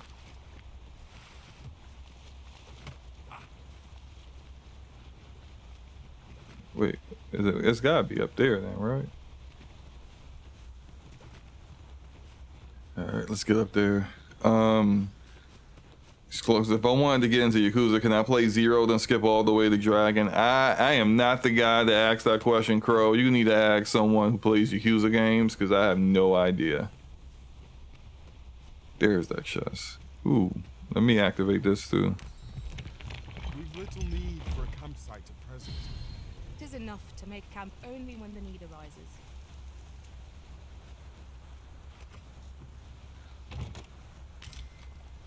Okay, where am I? So, I think, all right, I should probably get up to take this, because like sometimes you think you can like just go this way and then you can't. I mean, like I see like roads here that haven't, but they all lead to this road, which is likely a bridge that goes across. I feel like it might just be easier if I went up here and just took this way instead of going all the way this way just to go this way. Actually, no, I should do this anyway because I haven't uncovered this stuff yet. So I'll do that. What is down here? I feel like, have I been this? Why is everybody dead? Did I come down here? I don't think I did. Well, let's go in here anyway. Oh, I hate these things, man. When you are not a mage, these things are like impossible to kill.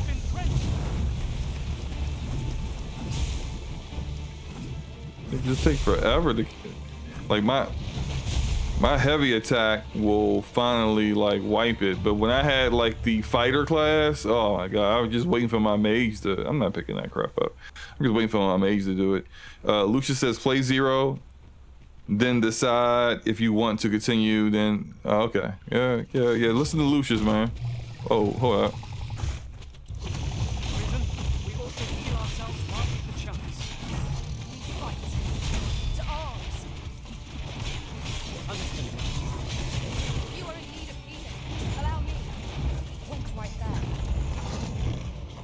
Come. Ow.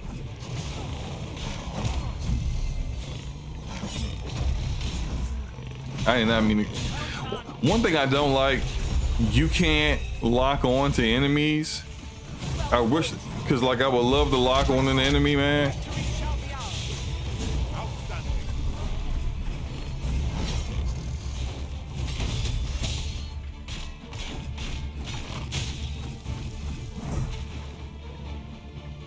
Oh my gosh, these freaking blobs, man. Go away, blob.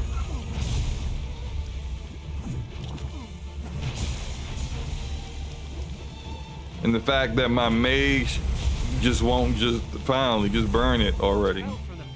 It'd be a one-shot kill.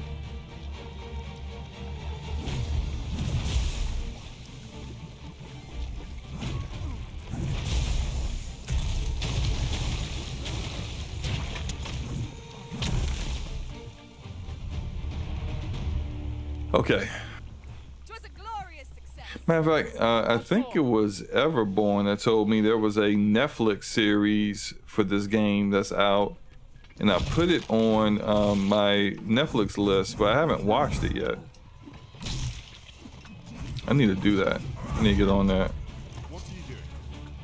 But there's another enemy here? Where's the enemy? Okay, hear the music. Oh, here you go.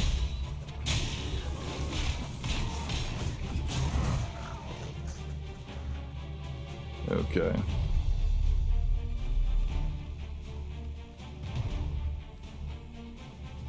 Okay, which way am I going? I have to go right. Oh, that poor fellow is getting jumped.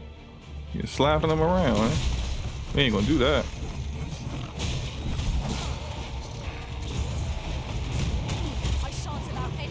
Ah, oh, these are the rock ones. I hate these guys.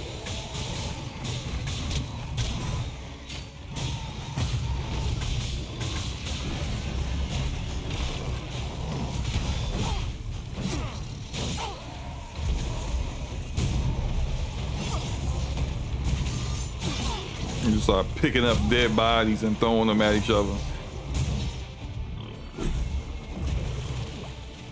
Oh, I used up all of my stamina. Oh my god. Hey, dude.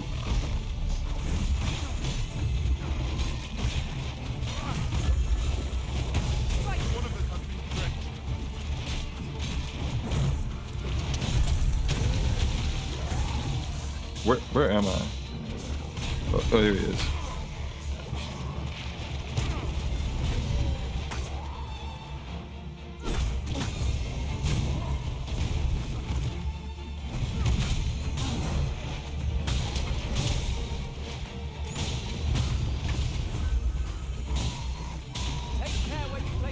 Finally.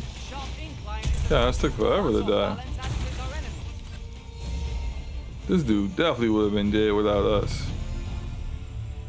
Like his armor though. Look at this guy's armor. I mean, he's a little short. It looked like a little kid wearing some armor, but you know, his armor looks pretty sweet. To understand Elvish, Master. I expect you'll find my talents useful should we encounter another. Karen. We got Karen here. Oh, this is one of the Capcoms. Or one. You know what? No, I'm gonna hire you because them Capcom ones be on it. I like Ranford though. Ranford is my dude. You know, I normally want to have a ranged person, but oh, that's a Capcom person too.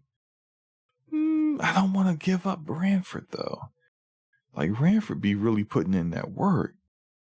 You know, I've had him for too long. We're gonna go ahead and give him back. Let me give the person who created him something good.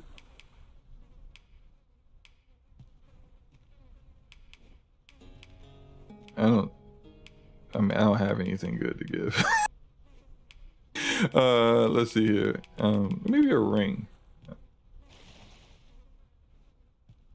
Yeah, you can have that. 'Twas a fine journey we shared. Wherever your travels take you, I pray you go in health. Yeah, you too, It will Will. be an honor to serve by your side. All right. Because I heard the Capcom created pawns are like really good, and the one Capcom created pawn, that archer's pretty good I got right now. But there's another one I had when I first started playing that was like, yo, this dude is clutch. May I show you to its location? Floodzilla in the house, man. Hey, Flood, guess what? Let me stop. I'm about to say I'm gonna turn ray tracing on just for you. Ooh, hold up. Ow, mother. Back up off me.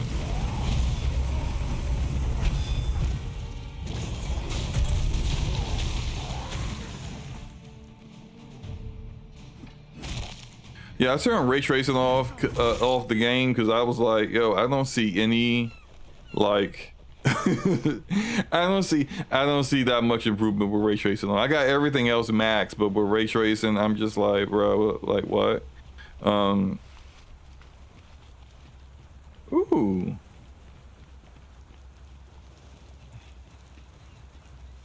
I heard you can ride those birds if you.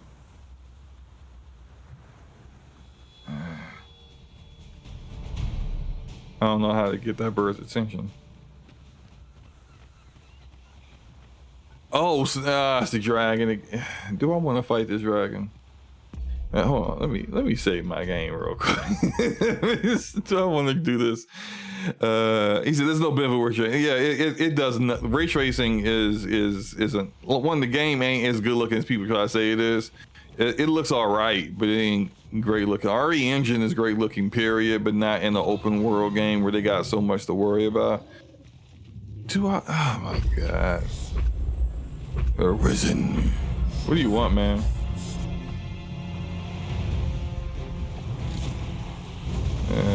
This is probably not a good idea.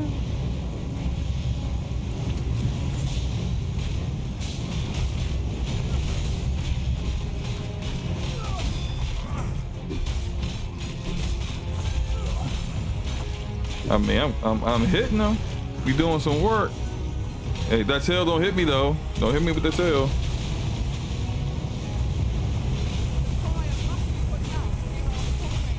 I mean, can we stagger this dude? Oh no. I tried to move. God. How your face feel?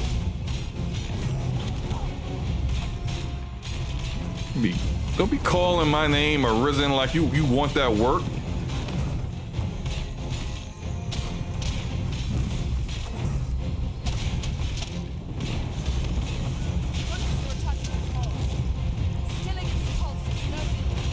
Oh, he's down. Is he down? Oh, he wasn't down. He went down.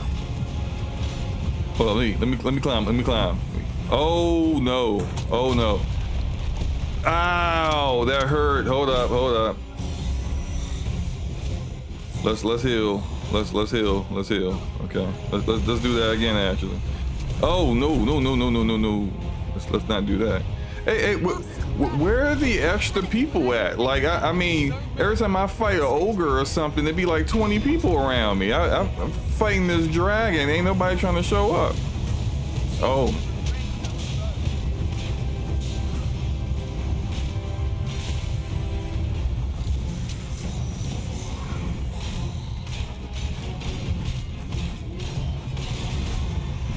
Oh, let me. Can I jump up this? There. Oh, okay. Let's climb. Oh no. This is about. Please don't fall. Oh, yeah, I fell. Oh, come on, man. Who's doing so good? He was doing so good. I should have never tried the climb. As soon as I tried to climb up him, he was just like, all right, let me fly up and knock your behind off and get the easy kill. So the dragon will get the last kill when that pawn comes up with red eyes. Nah, Flood, I know about that dragon plague crap. I'm giving pawns I'm giving pawns antibiotics. I got as soon as they start talking that talk, I'm giving them something immediately. He said when you fall, you can hit the menu and eat something. So like, look, I had a second after I failed to eat something because I was like, I had no health as soon as I dropped. Drop him in the brine. I heard about that too, but I think the person that did that was a mage and had like a mage ability to do that. And I'm, you know what, we not, hold up, my max health ain't that low where I feel like I need to.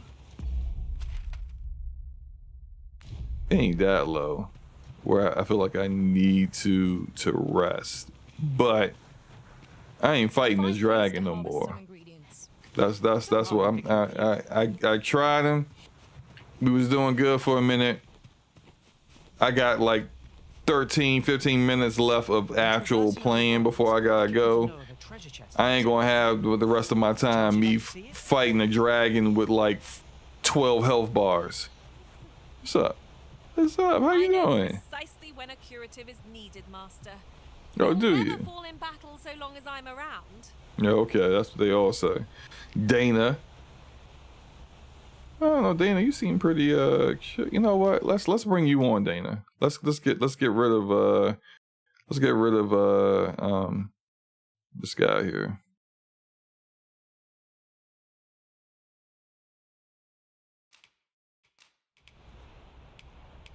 This is a Capcom thing. I'm just gonna give him something big. Here's some lantern oil. There you go. You were cool. To meet you. I'll take that. Having two mages be all right. You give him the jab, huh? What? Big dude looks cool. Go right ahead. Where am I? Hold up. Where am I going? Oh, here. Yeah. This is where I need to go. Although, what was that I just heard? This battle ought to be in our favor. What battle? Who are you talking about? I heard some. Oh, this dude. This big ogre dude. Yeah, he fighting somebody already.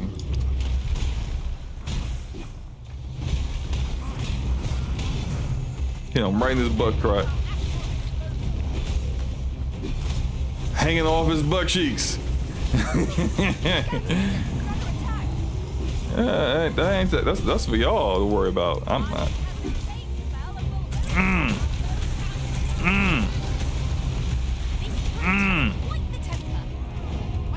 Oh, wow. Okay, all right.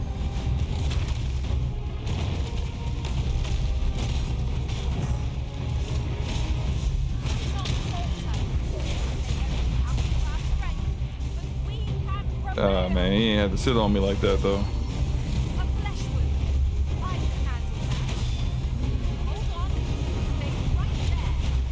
Come on, almost. There we go.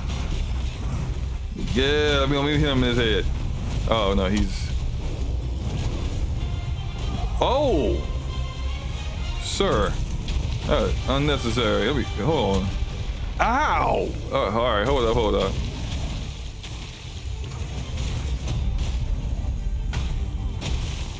Yeah, knock him down. Don't be discouraged. Knock him down.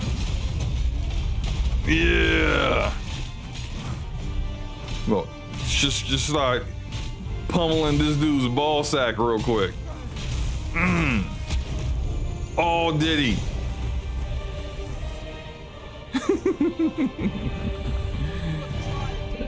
All right, where are we going? Is that a bridge? It's like a broken bridge. Fortune favors us, it would seem. Blade said, no, all did he? What the heck is this thing? Oh, it's a troll. Or ogre, whatever the heck it is. Knock those ankles. What's up, Inferno? Oh man. Another one? Good girl, I mean. Among our number. A gift of fire.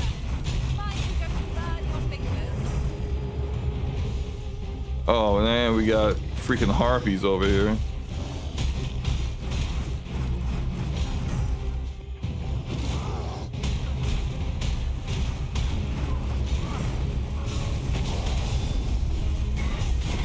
Feast your eyes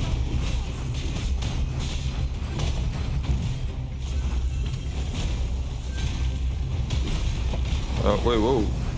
Don't do it.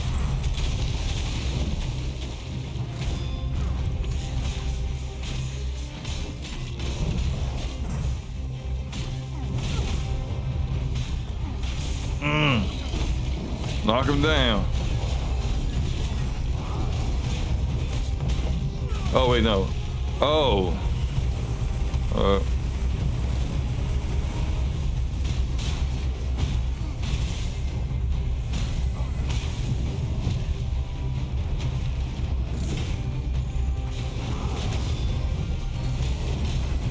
I do like how you can see the damage on his body, like all the cuts and stuff, as his health goes down.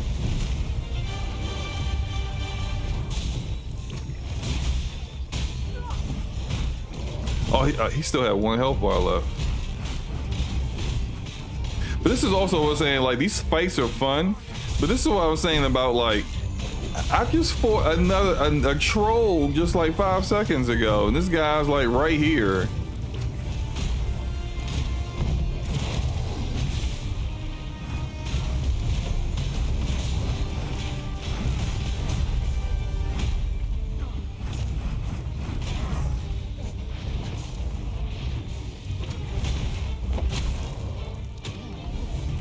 All right, he's done. Cass said, yo, I'm finna to get on DD2 right now. Are you still renting out my pawn? You still renting out Sarah? See that? You need to give Sarah back, man. We ought to take a closer look. Arisen, I know of at least one location in the vicinity that. This guy's getting. Ooh. Shall I tell you more? this spell will empower you. Elemental magic. I am attentive and loyal, and prefer to remain by your side. Oh, this is a cool looking Battle, character. I shall follow your lead and prioritize support. Yara, somebody's a fan of Game of Thrones. Level 26. Hey, look, I'm good. I'm good right now. This is take me as your shield, Arisen. I just said no. Okay, look, Yara, you need to chill out, okay? I said no.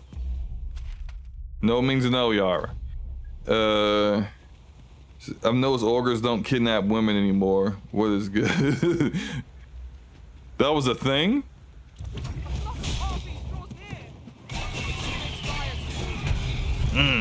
Get out of here, Harvey.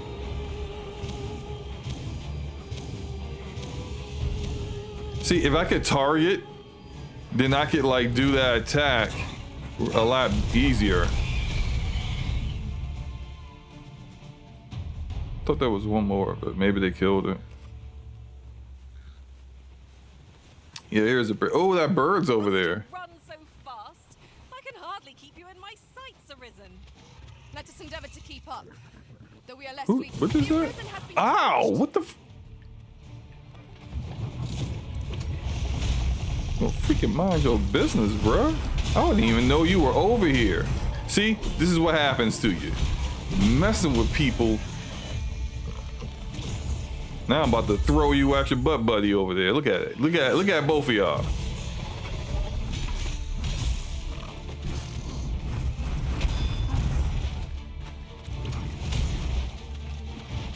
Don't run.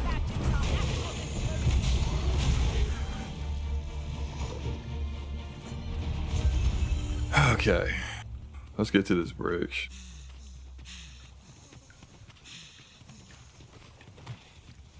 Hold fast, Also, Arisen. I will be with well, you in that's- just a moment. I also feel like your stamina runs out. I know that's more of like put your stuff on other people, but I got way too much stuff right now. what does this song say?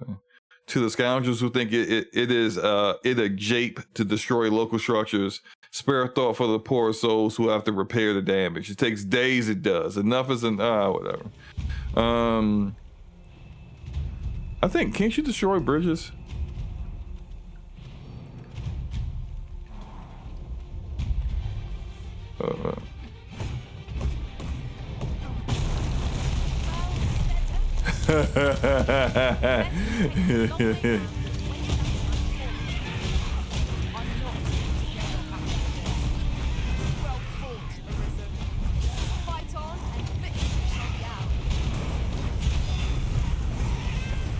Okay, so this bird, is this a...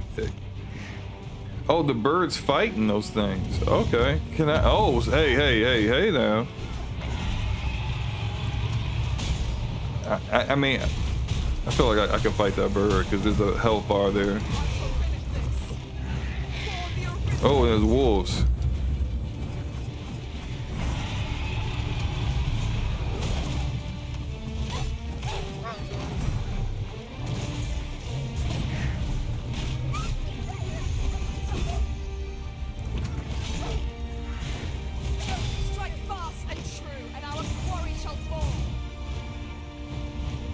Okay.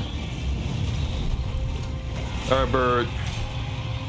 I heard I can climb this thing and it could take me to a destination if I do this right. Oh, let me get to the top. Let me get to the top. Okay. Now take me somewhere. How do I do this? Wait, what? Are you gonna fly away? Let's go. Okay, you're not flying away. I mean, I'm not attacking you, so. Don't. Oh my. Okay, all right. Hold on. All right. I guess we're gonna have to fight then, huh? I mean, I ain't want to do this, but you know, you kind of left me. What was Sarah doing? Oh my God. Hold up.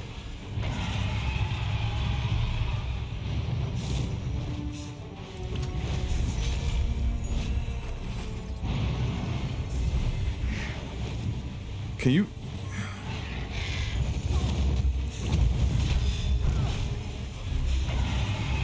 I mean, you gonna keep just fighting like that? Where?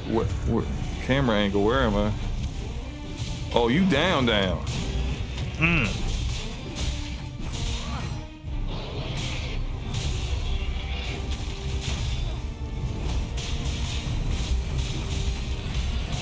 Oh, we knocking that health bar off, baby.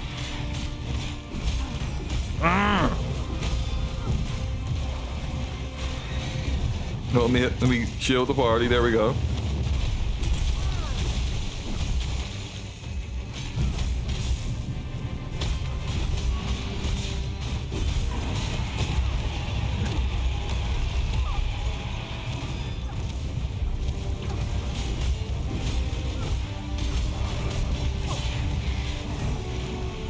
Oh, let me heal everybody. We good? I feel like I'm missing someone. Is someone dead? Where is the... Hold up. Ow. Hold up. Yo, wait a minute. Did someone get killed? I got Karen. The mage I got. What happened to the mage? Man, I should have kept that archer.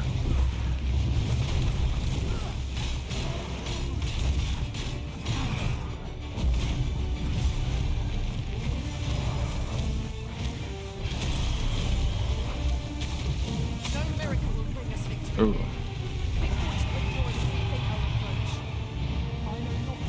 Sarah is on. Sarah, what are you doing? Don't do that, Sarah. You are a mage. Stop trying to jump on his back. Where are we? Okay, here we go.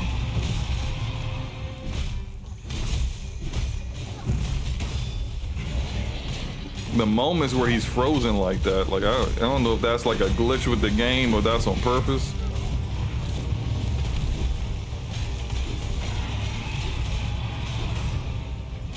He got 3 more life bars to go before we get to the final one. And I lost a pawn. I'm underpowered here. Oh, wait a minute. What is that? That is not good. Hold on.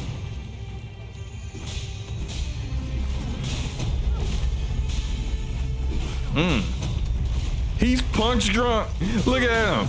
Look at you. Look at him doing.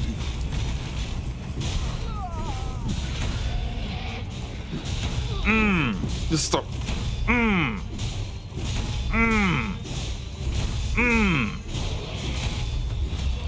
Punk ass bitch. Okay, I'm tired. Hold on. There we go. I'm a little tired now.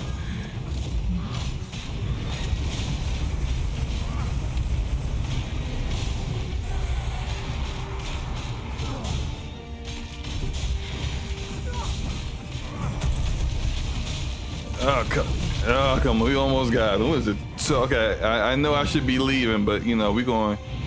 I got a little time. I got a little buff. I got time to kill the. No. You better come back. Are you serious right now? That was hard one. What fails to be This man against future picked up his ball and left. He said, screw you. I am not sitting around here and getting bodied live on screen no more. Oh my God. Okay. Where am I? Where am I? This is... I actually need to go this way. So let's go. Let's turn around. I need to find a campsite because I'm at less than half health. What say you, Master? Well, I would like to add someone to my ranks. I don't know what happened to that other dude. That dude just peaced out, yo. He was like, I am not here for this. I'm getting slapped around. You know what? Let me use all of these.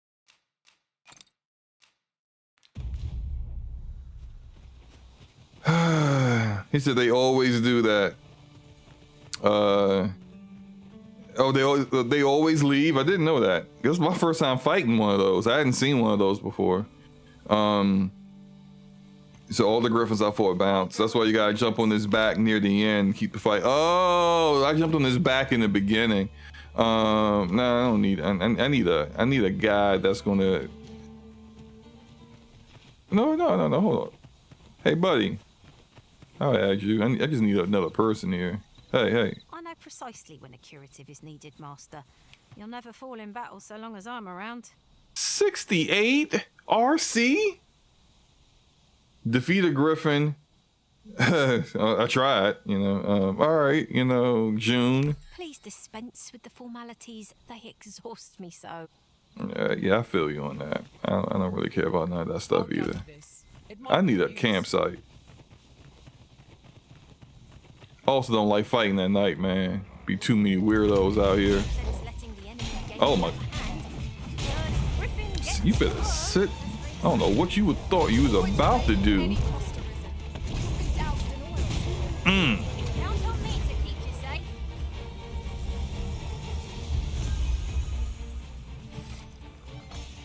Alright, where the campsite's at? I ain't trying to run into no ghouls. Them ghouls are. Oh, here was this campsite right there. Let's go.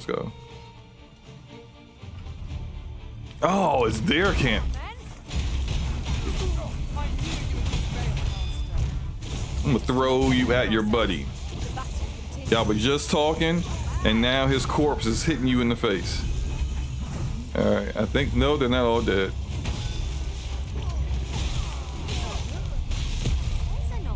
What? I've never seen my own master. Who the freak hit me? I don't even no idea what hit me. All right, look. We need to make camp. Freaking, I get slapped one time, and you can't make camp without a camping kit. I have a kit.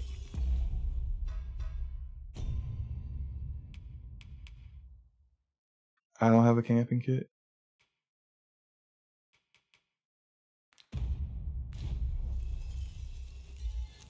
This is a problem. How far away am I from the... The Putrid Cave. This is a hike. What time is it? 2:36. Oh my God! Can I make it? Over here, if you please.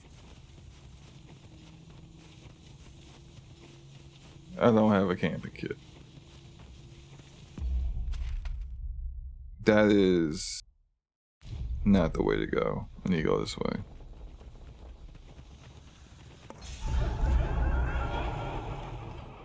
Phantoms. Such fiends quail before holy lights. Oh boy. I don't. Yeah, I remember fighting these things.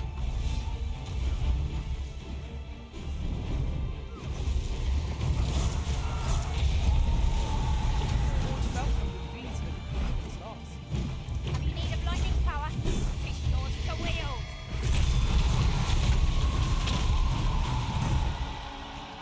I never thought I'd see the day when I'd be in your debt.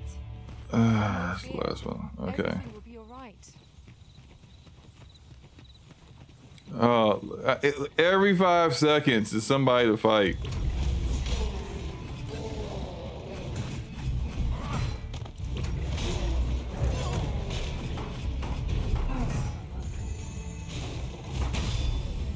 You just gonna keep blocking everything? Oh, you parried me, dickhead.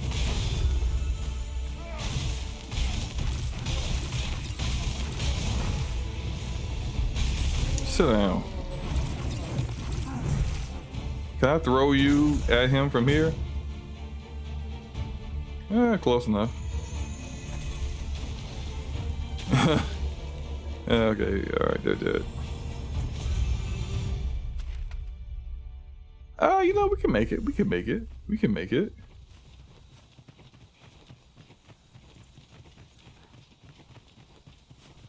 All these little campsites. Magnificent tapestry of I ain't got a single I quite agree. kit. I'm freaking all breathing all hard.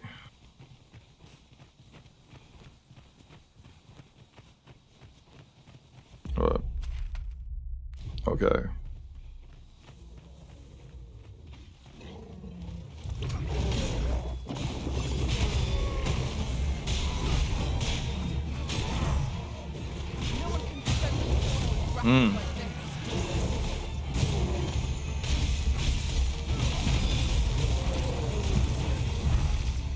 All right, you're welcome, people I just saved.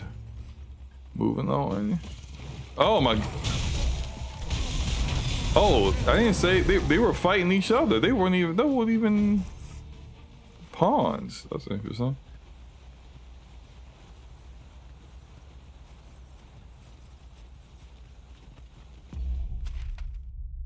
Okay, I gotta go the left side here. This ox cart has been destroyed. Caught by the hands of the Proceed with caution. Oh, no. Almost got me.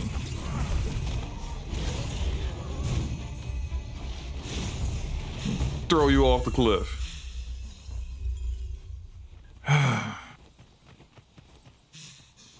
Would you mind coming over here? For what?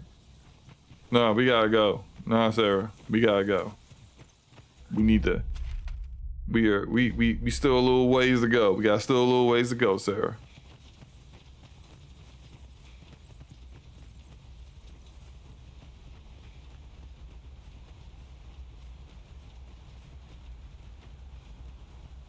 Now, see, now it would be at this time that somebody, you know, who just wants the easy way out. You know, I'm not saying any names, Everborn Saga.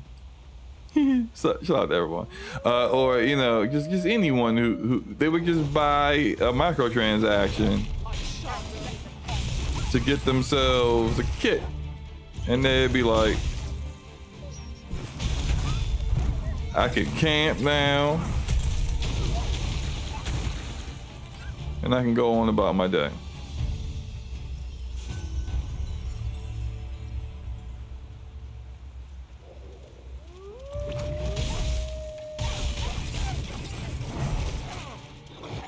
I feel like like I had camping kits though. I wonder.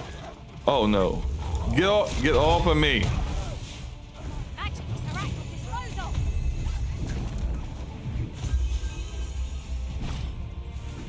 Are they dead or are they still alive? Okay. It's time to go.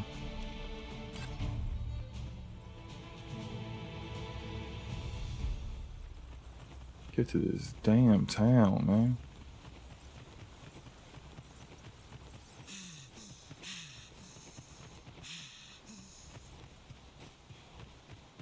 Also, I heard there's a mod for unlimited stamina when you're out of combat. I don't even know why that's a thing. Oh, these the free. Oh my god, I can't stand these things. I don't even know why. Oh no, don't fall off it.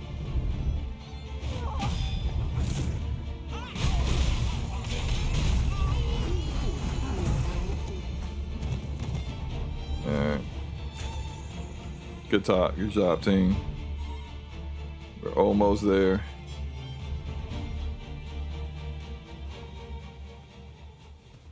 Oh, come.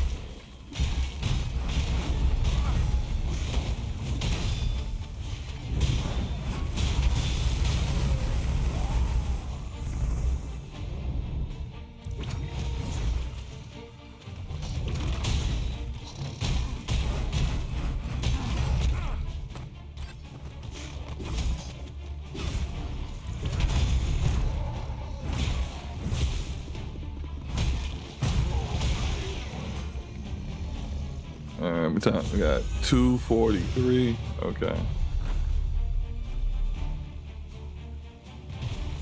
Wait.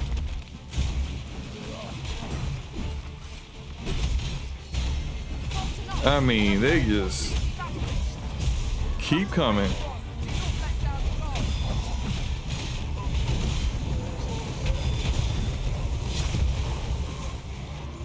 I don't know what happened. Oh, okay.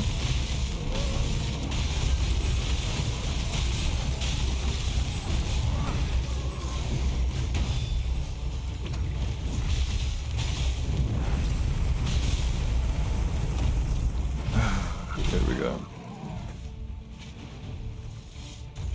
How far away am I? It's right Are there. we ignoring the enemy today? Yeah, I'm not. Look, I'm not fighting no more zombies, man.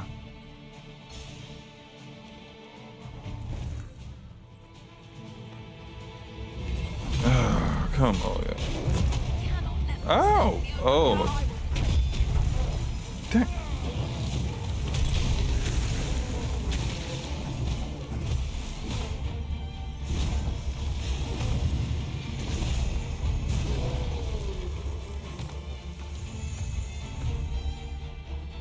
Your brother is tired. Heracles disposal.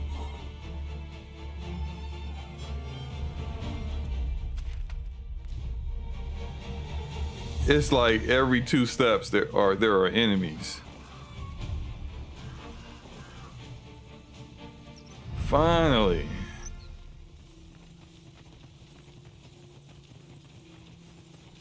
Here we are. Where is the inn at? I need to go.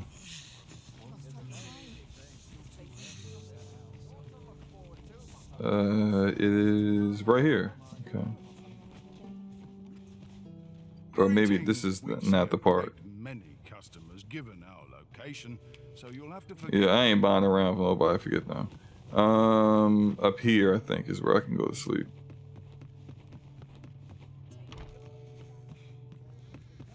Reckon your road trade towns can make you right sick of crowds, but here. Shall we get some rest then? Yes, we will. Good morrow, everyone. Fully refreshed. Let's Much to go. be getting on with. Shall we get under? And this will be me shutting it down. Finally. All right. So, see how long it takes to just get to a town? If I would have took the cart there, it would have been 10 seconds at the most. if I would have took a card there. Anyway, it is what it is. Appreciate you guys for coming through, watching the stream. Shout out to you guys. You guys are awesome. Hope you enjoyed the rest of your hump day. Enjoy your Wednesday, play your games, all that good stuff. Enjoy the rest of your work day. You probably won't enjoy it. You know, just keep it a buck. It is what it is. But I hope you guys have a great one. I'm gonna get out of here and peace out.